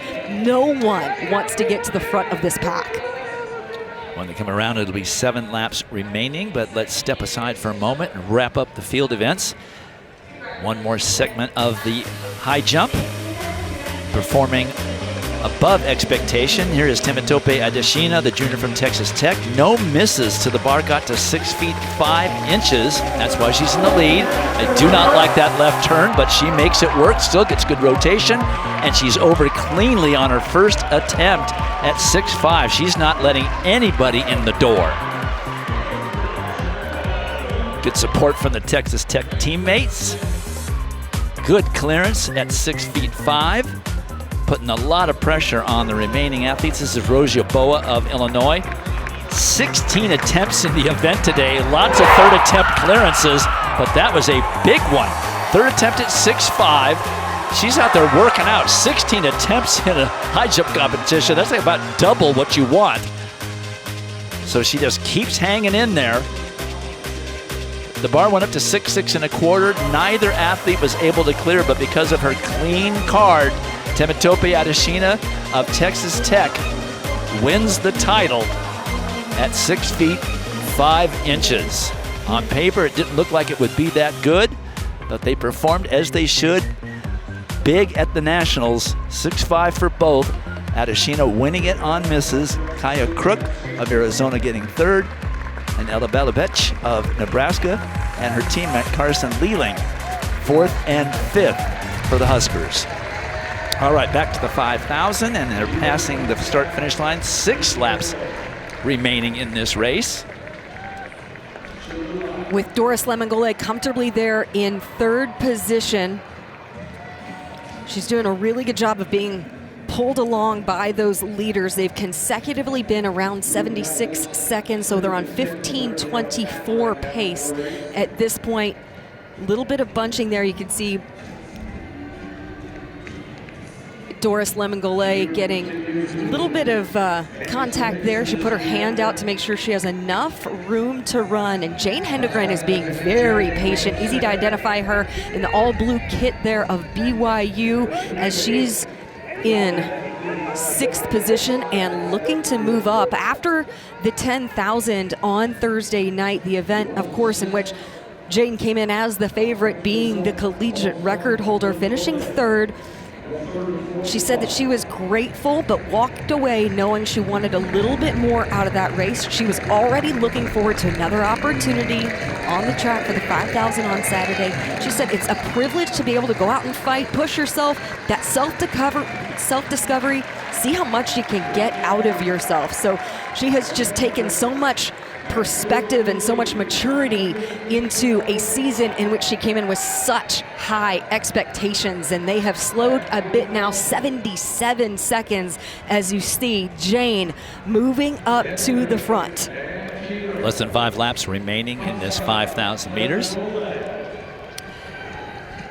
The heptathlon scoring was delayed, reviewing some elements. Now it is official, and they've added it to the standings. So Georgia now starting to separate from Oregon. Oregon has 1 runner in this 5,000 final, but she's coming back from her 4th place finish in the 1,500 earlier. Florida with 2 athletes here needs for them to score, and score certainly in the middle of the pack to move up. USC and Oregon, by the way, does not have a 4x400 team in the meet, so if whatever points Cherubit is able to get, that's all they're going to get. So Georgia in the catbird seat, they also have a 4x400 relay in the meet. So Hendegren did not like that 77-second lap, so she decided to take things over and push the pace. They're coming up now with 4 laps remaining, and all of the main players up front: Hendegren, Kosgei, Lemon-Golay, and Shetengedich. Florida and Oregon need to get their athletes up there and in scoring position. 72.5, that last 400 as Jane navigates her way and has solidified herself up front. Doris Lemon-Golay now right on her shoulder.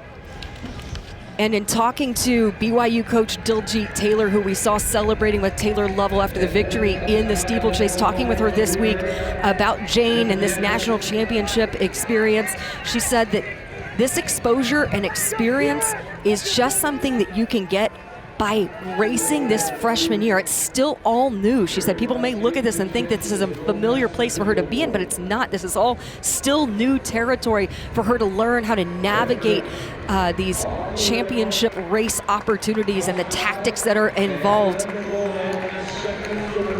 Speaking of Doris Lemon-Golay, after her 5th place finish at the World Championships in the steeplechase, a little surprised to even see her coming back to school to represent the school. It'd be lovely. She has had 1 more year of eligibility. It'd be lovely to see her back again in 2027, healthy. And she has the advantage over this field of having fresh legs. We mentioned the number of athletes who have come back off the 10,000. That was 76 seconds for that previous 400 meters. And that's helping the Florida and Oregon runners get back into contention. Pamela Kosgei has done a fantastic job as well of fighting her way here up to the front. And she admits that having Jane for the 10,000 and the 5,000 has really provided a great challenge for her, and it's helped her be aerobically stronger than ever, really using that. Oh, as she gets a little bit tripped there by her teammate. You can see the 2 New Mexico athletes. So she's really tried to improve, get stronger, knowing the challenge that Jane would bring to the championship race. Doris Lemon-Golay now out front. Jane Hendegren was in a little bit of a box there for about 100 meters or so. Right now she's got some clear running on the rail.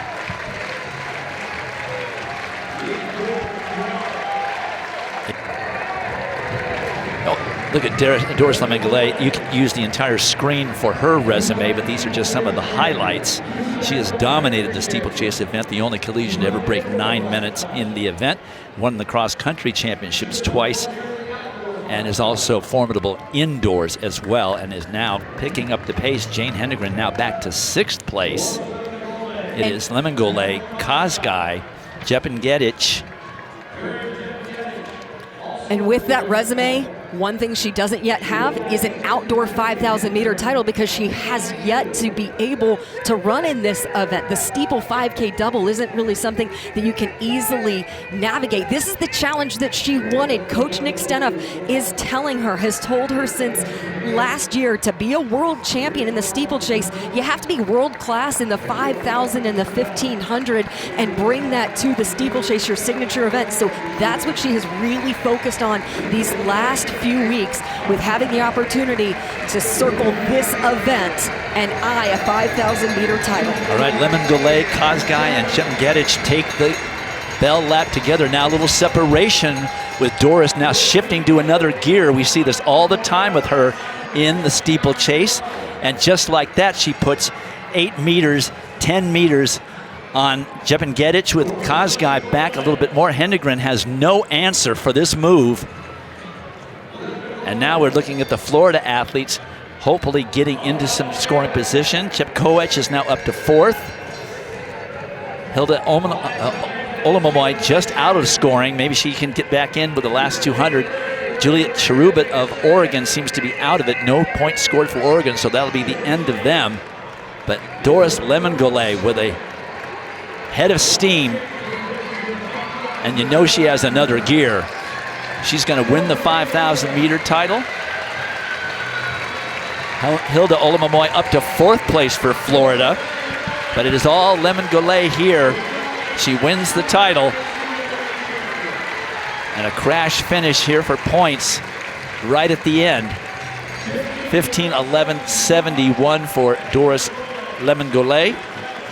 That's about 20 seconds off of her lifetime best. The time is not important, but she did run a 64-second last lap. Judy Chepkoech ends up getting 4th. That was not Hilda Olamomoy, but Olamomoy does get 7th. So that's 5 and 2. That's 7 points for Florida. That's about probably what they were hoping for and maybe wishing for more. Oregon at 11th place scores no points. Jane Hendegren ended up 10th. So 3rd in the 10,000, 10th in the 5,000. No barriers, no problem for Doris Lemon-Goulet. She wanted to prove herself this entire year at her ability to win multiple events. You saw her in the cross-country championship battling it out to win that title over Jane Hendegren. Indoors, battling that foot injury. Had unfinished business as she approached the outdoor season. She had established and proved and done everything in the steeplechase. This was a championship she had yet to add to her resume. Now, a 6-time NCAA champion. And the reason you know why Alabama has never won this race before is because Doris has never run it before at the national championships. Now they have. Lemon-Goulet wins it over Jepengedic. And Merceline Kirwa of Iowa State, the 10,000 meter champion, ends up 3rd. So my favorite part's going to happen. John's going to talk to Doris because she's an NCAA champion for the 6th time. Back here at Hayward Field in Eugene, Oregon, the 2026 NCAA Outdoor Track and Field Championships. And in the penultimate event, the 5,000 meters, it is a familiar name in an unfamiliar race, at least outdoors. Doris Lemon-Goulet across the line first, and again, a national champ. Congratulations, glad to have you here and visit again. How come we chose to run the 5,000 here to begin with? I don't know. I mean, coming back from an injury, I was not really healthy for my steeple race, and then we decided with my coach, I just ran at SEC for my school points, and then we say, hey, we have to stay healthy here, and I chose the 5K just to be healthy. Okay, you're healthy and you're a champion. Congratulations. What was the most difficult part of this race? Because it was close for a long time. I mean, it's humid out here, and you know, I just came here to just be with the other great ladies and, just watch on who gonna go fast, or maybe it's me. And then I was just being patient out there, and then I started moving at the last 200, and I was like, I need this win because I was the fresh person out here and other great ladies, but then I was like, I have to do something. Dwight, she says she's unsure if she's staying in school. They might have to throw like Alabama football quarterback money at her to stay. So if we don't see you again, can I get one last Roll Tide? Yes, as always, I love my school and, Roll Tide. Congratulations. Thank you so much. My day is made.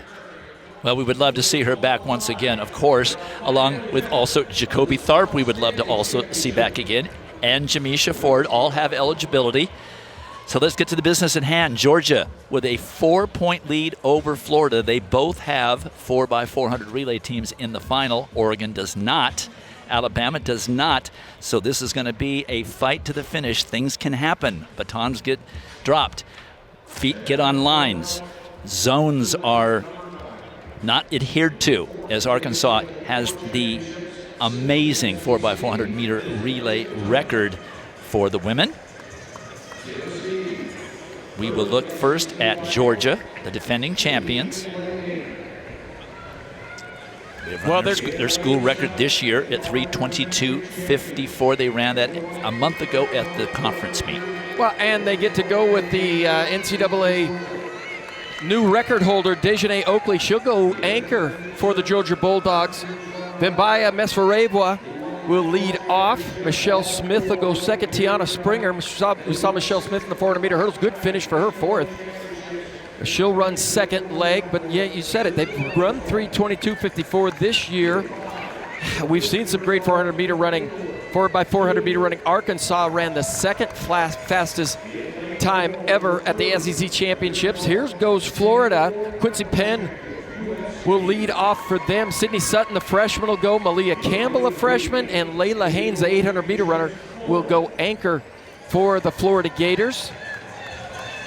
And then Oregon, like you said, does not have a 4x4 squad, but USC does, and they're pretty dang good. They've run 4:25 this year. They won the 4x1. Can they win the 4x4 as well? But there you see the Arkansas Razorbacks. Now they own probably the top 10 times in collegiate history in the 4x400 meters. They are absolutely outstanding. Just as a point of pride, Dwight, but a little bit different this year. Dwight, no Texas. No Texas A&M, no South Carolina, so this 4x4 does look a bit different. Here are the lineups. Even if USC were to win and Georgia was to be disqualified, finish ninth, etc., they can't catch them because USC is at 30. Give them 10, that puts them at 40, and Georgia has 42. So it really is Georgia versus Florida for this title. Well, and the Georgia men won the 4x4. And I don't think Georgia's going to run conservative. They are going to go for it. They want a 4x4. The women want a 4x4 title of their own. But Arkansas is going to be tough to beat.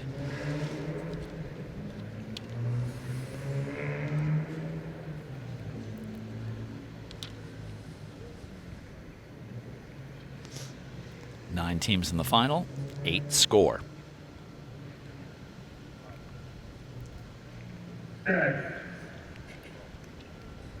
From the inside, Kansas State, Iowa, Florida. In the middle, Southern Cal, Duke, Arkansas. And on the outside, Georgia, Tennessee, Kentucky. The leadoff runners stay in their lanes for the entire 400 meters. Hand off. The second runner stays in their lane through the turn, breaks for the pole on the backstretch. Well, and down on the inside, Kansas State, you just can't say enough about what Travis Gifford has done with this Kansas State squad.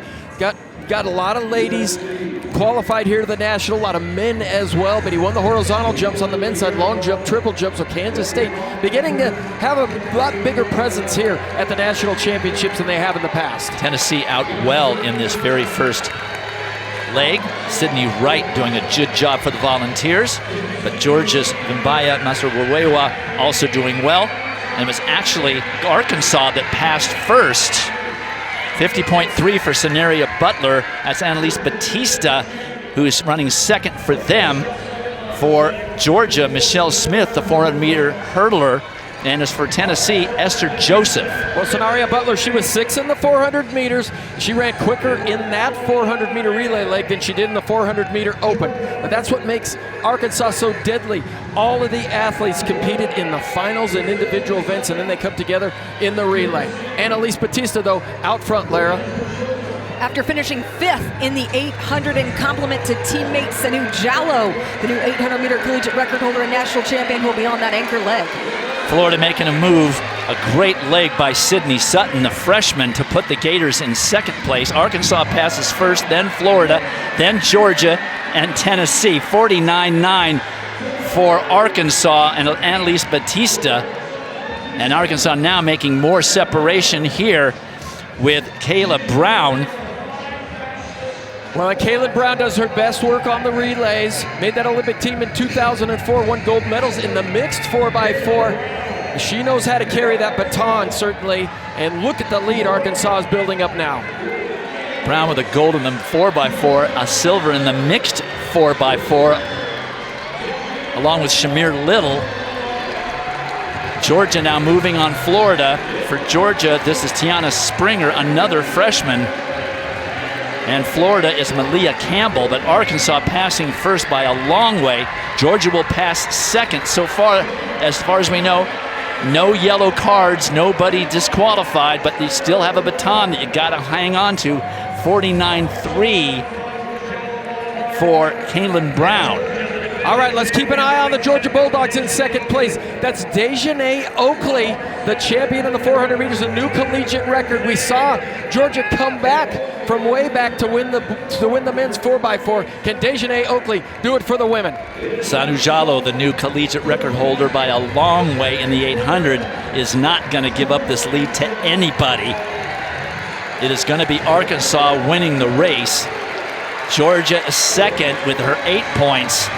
They will be national champions. Here comes Tennessee back into the mix. They will finish 3rd. Florida will be passed right at the end, but Arkansas 3:18.88 and a 49 flat anchor by Sanu Jallow Lockhart.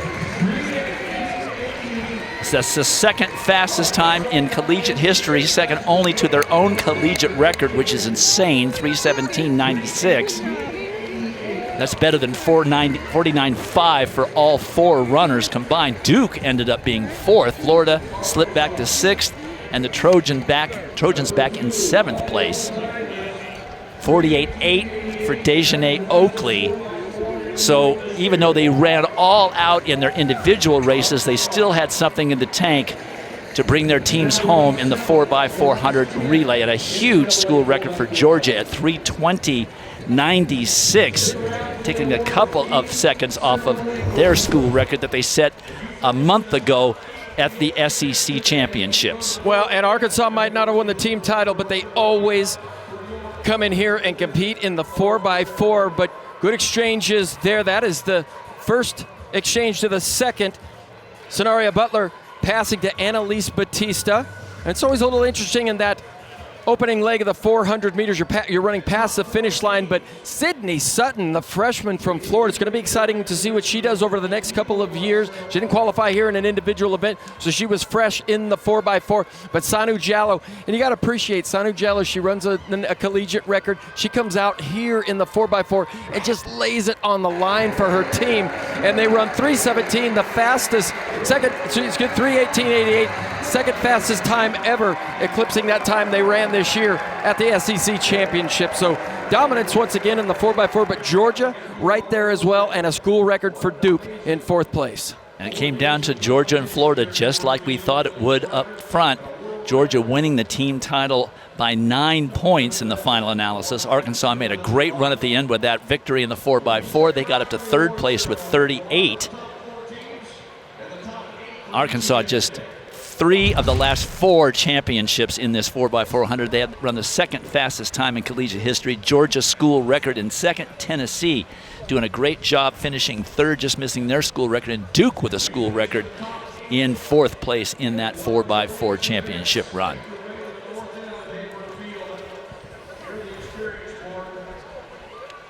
Adeja Hodge there, going to join her team for the victory celebration and the trophy presentation. She set a collegiate record in both the 100 in the prelims, finishing second in the final, and then a huge record in the 200 meters earlier today, eclipsing Abby Steiner of Kentucky. The collegiate record now down to 21:69 as Coach Carroll hugs her sprint sensation. Hodge with 3 years of eligibility remaining in Athens. They have the SEC championship at their place next year.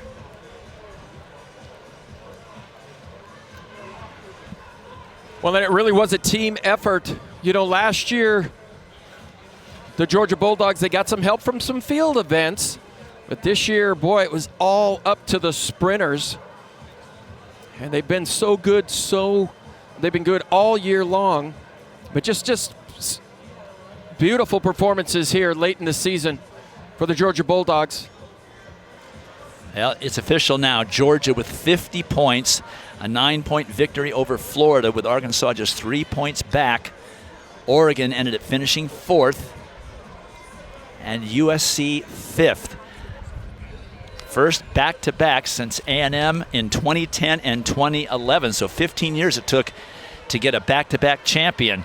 But Georgia with a lot of youngsters, if they all stay in school, they are going to be tough to beat in 2027. Collegiate records, 8 of them. Meet records, I can't even count how many there were. World record, yes, Jacoby Tharp setting a world record for the first time in this meet in 50 years. Now it's time to go down to John for the trophy presentation.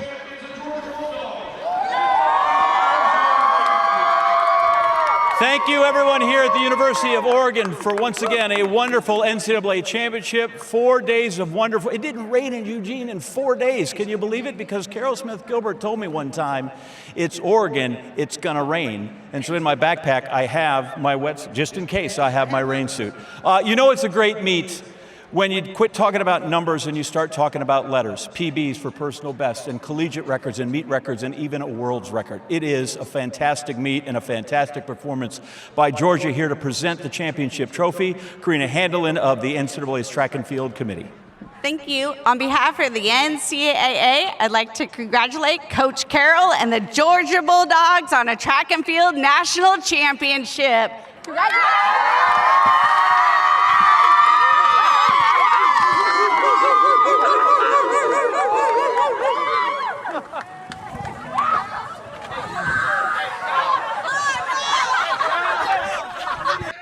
Well, we found one thing they don't do well. They're not good at that. So, Coach Carroll, I tell you we got to stop meeting like this, but I don't think you ever want to stop meeting like this as you continue to gather trophies. Tell me about how we build, whether it was SC or when you come here, build a winning culture and a championship culture. What do you do? So one thing that's important is, hard work, consistency. We talk about God a lot and how he guides us in what we do, but mostly just doing what's right, making sure they grow as people, not just athletes. How difficult it is to win this trophy? Because I was there giving out trophies at cross-country season in November. It's a long time, and you got to keep them healthy, and you got to keep. How difficult is this championship? I think track and field, especially on the women's side, I believe there's over 300 teams in Division I track and field. So to be number one out of over 300 teams is just amazing, but it's very, very difficult. You told me they got to play the hits. You want the radio version. How'd they do the last 2 days? It was a tough goal, but I like the music they ended up coming up with. Yeah. What do you tell your team when you coach through some of the adversity, right? Kind of everybody was like, oh, the 100, we'll just turn that over. That's not a race. We'll get it with the collegiate record holder. And Adeja doesn't win. Right. How do you go ahead and make sure everybody, we're focused, we're moving forward? Well, one thing that we try to stress, and I believe I have the best coaching staff in the country, we all try to tell the kids nothing's perfect. And everybody wants to win. And on a normal day of life, everything isn't going to go your way. As a matter of fact, most things aren't going to go your way. So what are you going to do when you have adversity and you don't agree with it? You have to keep going, and we don't quit. And we like to say, we ain't scared of nothing and nobody. Indoor championship, outdoor. That's a sweep, and it's back-to-back. Congratulations. Thank you. Thank you. Georgia's the champ, guys. 4 outdoor titles in 8 years for Coach Carroll. 2 at the University of Southern California when she was coach there, and now 2 at Georgia. That's not counting the indoor as well as the conference meets that she has also won. It's a dominating program, and they show up when it counts.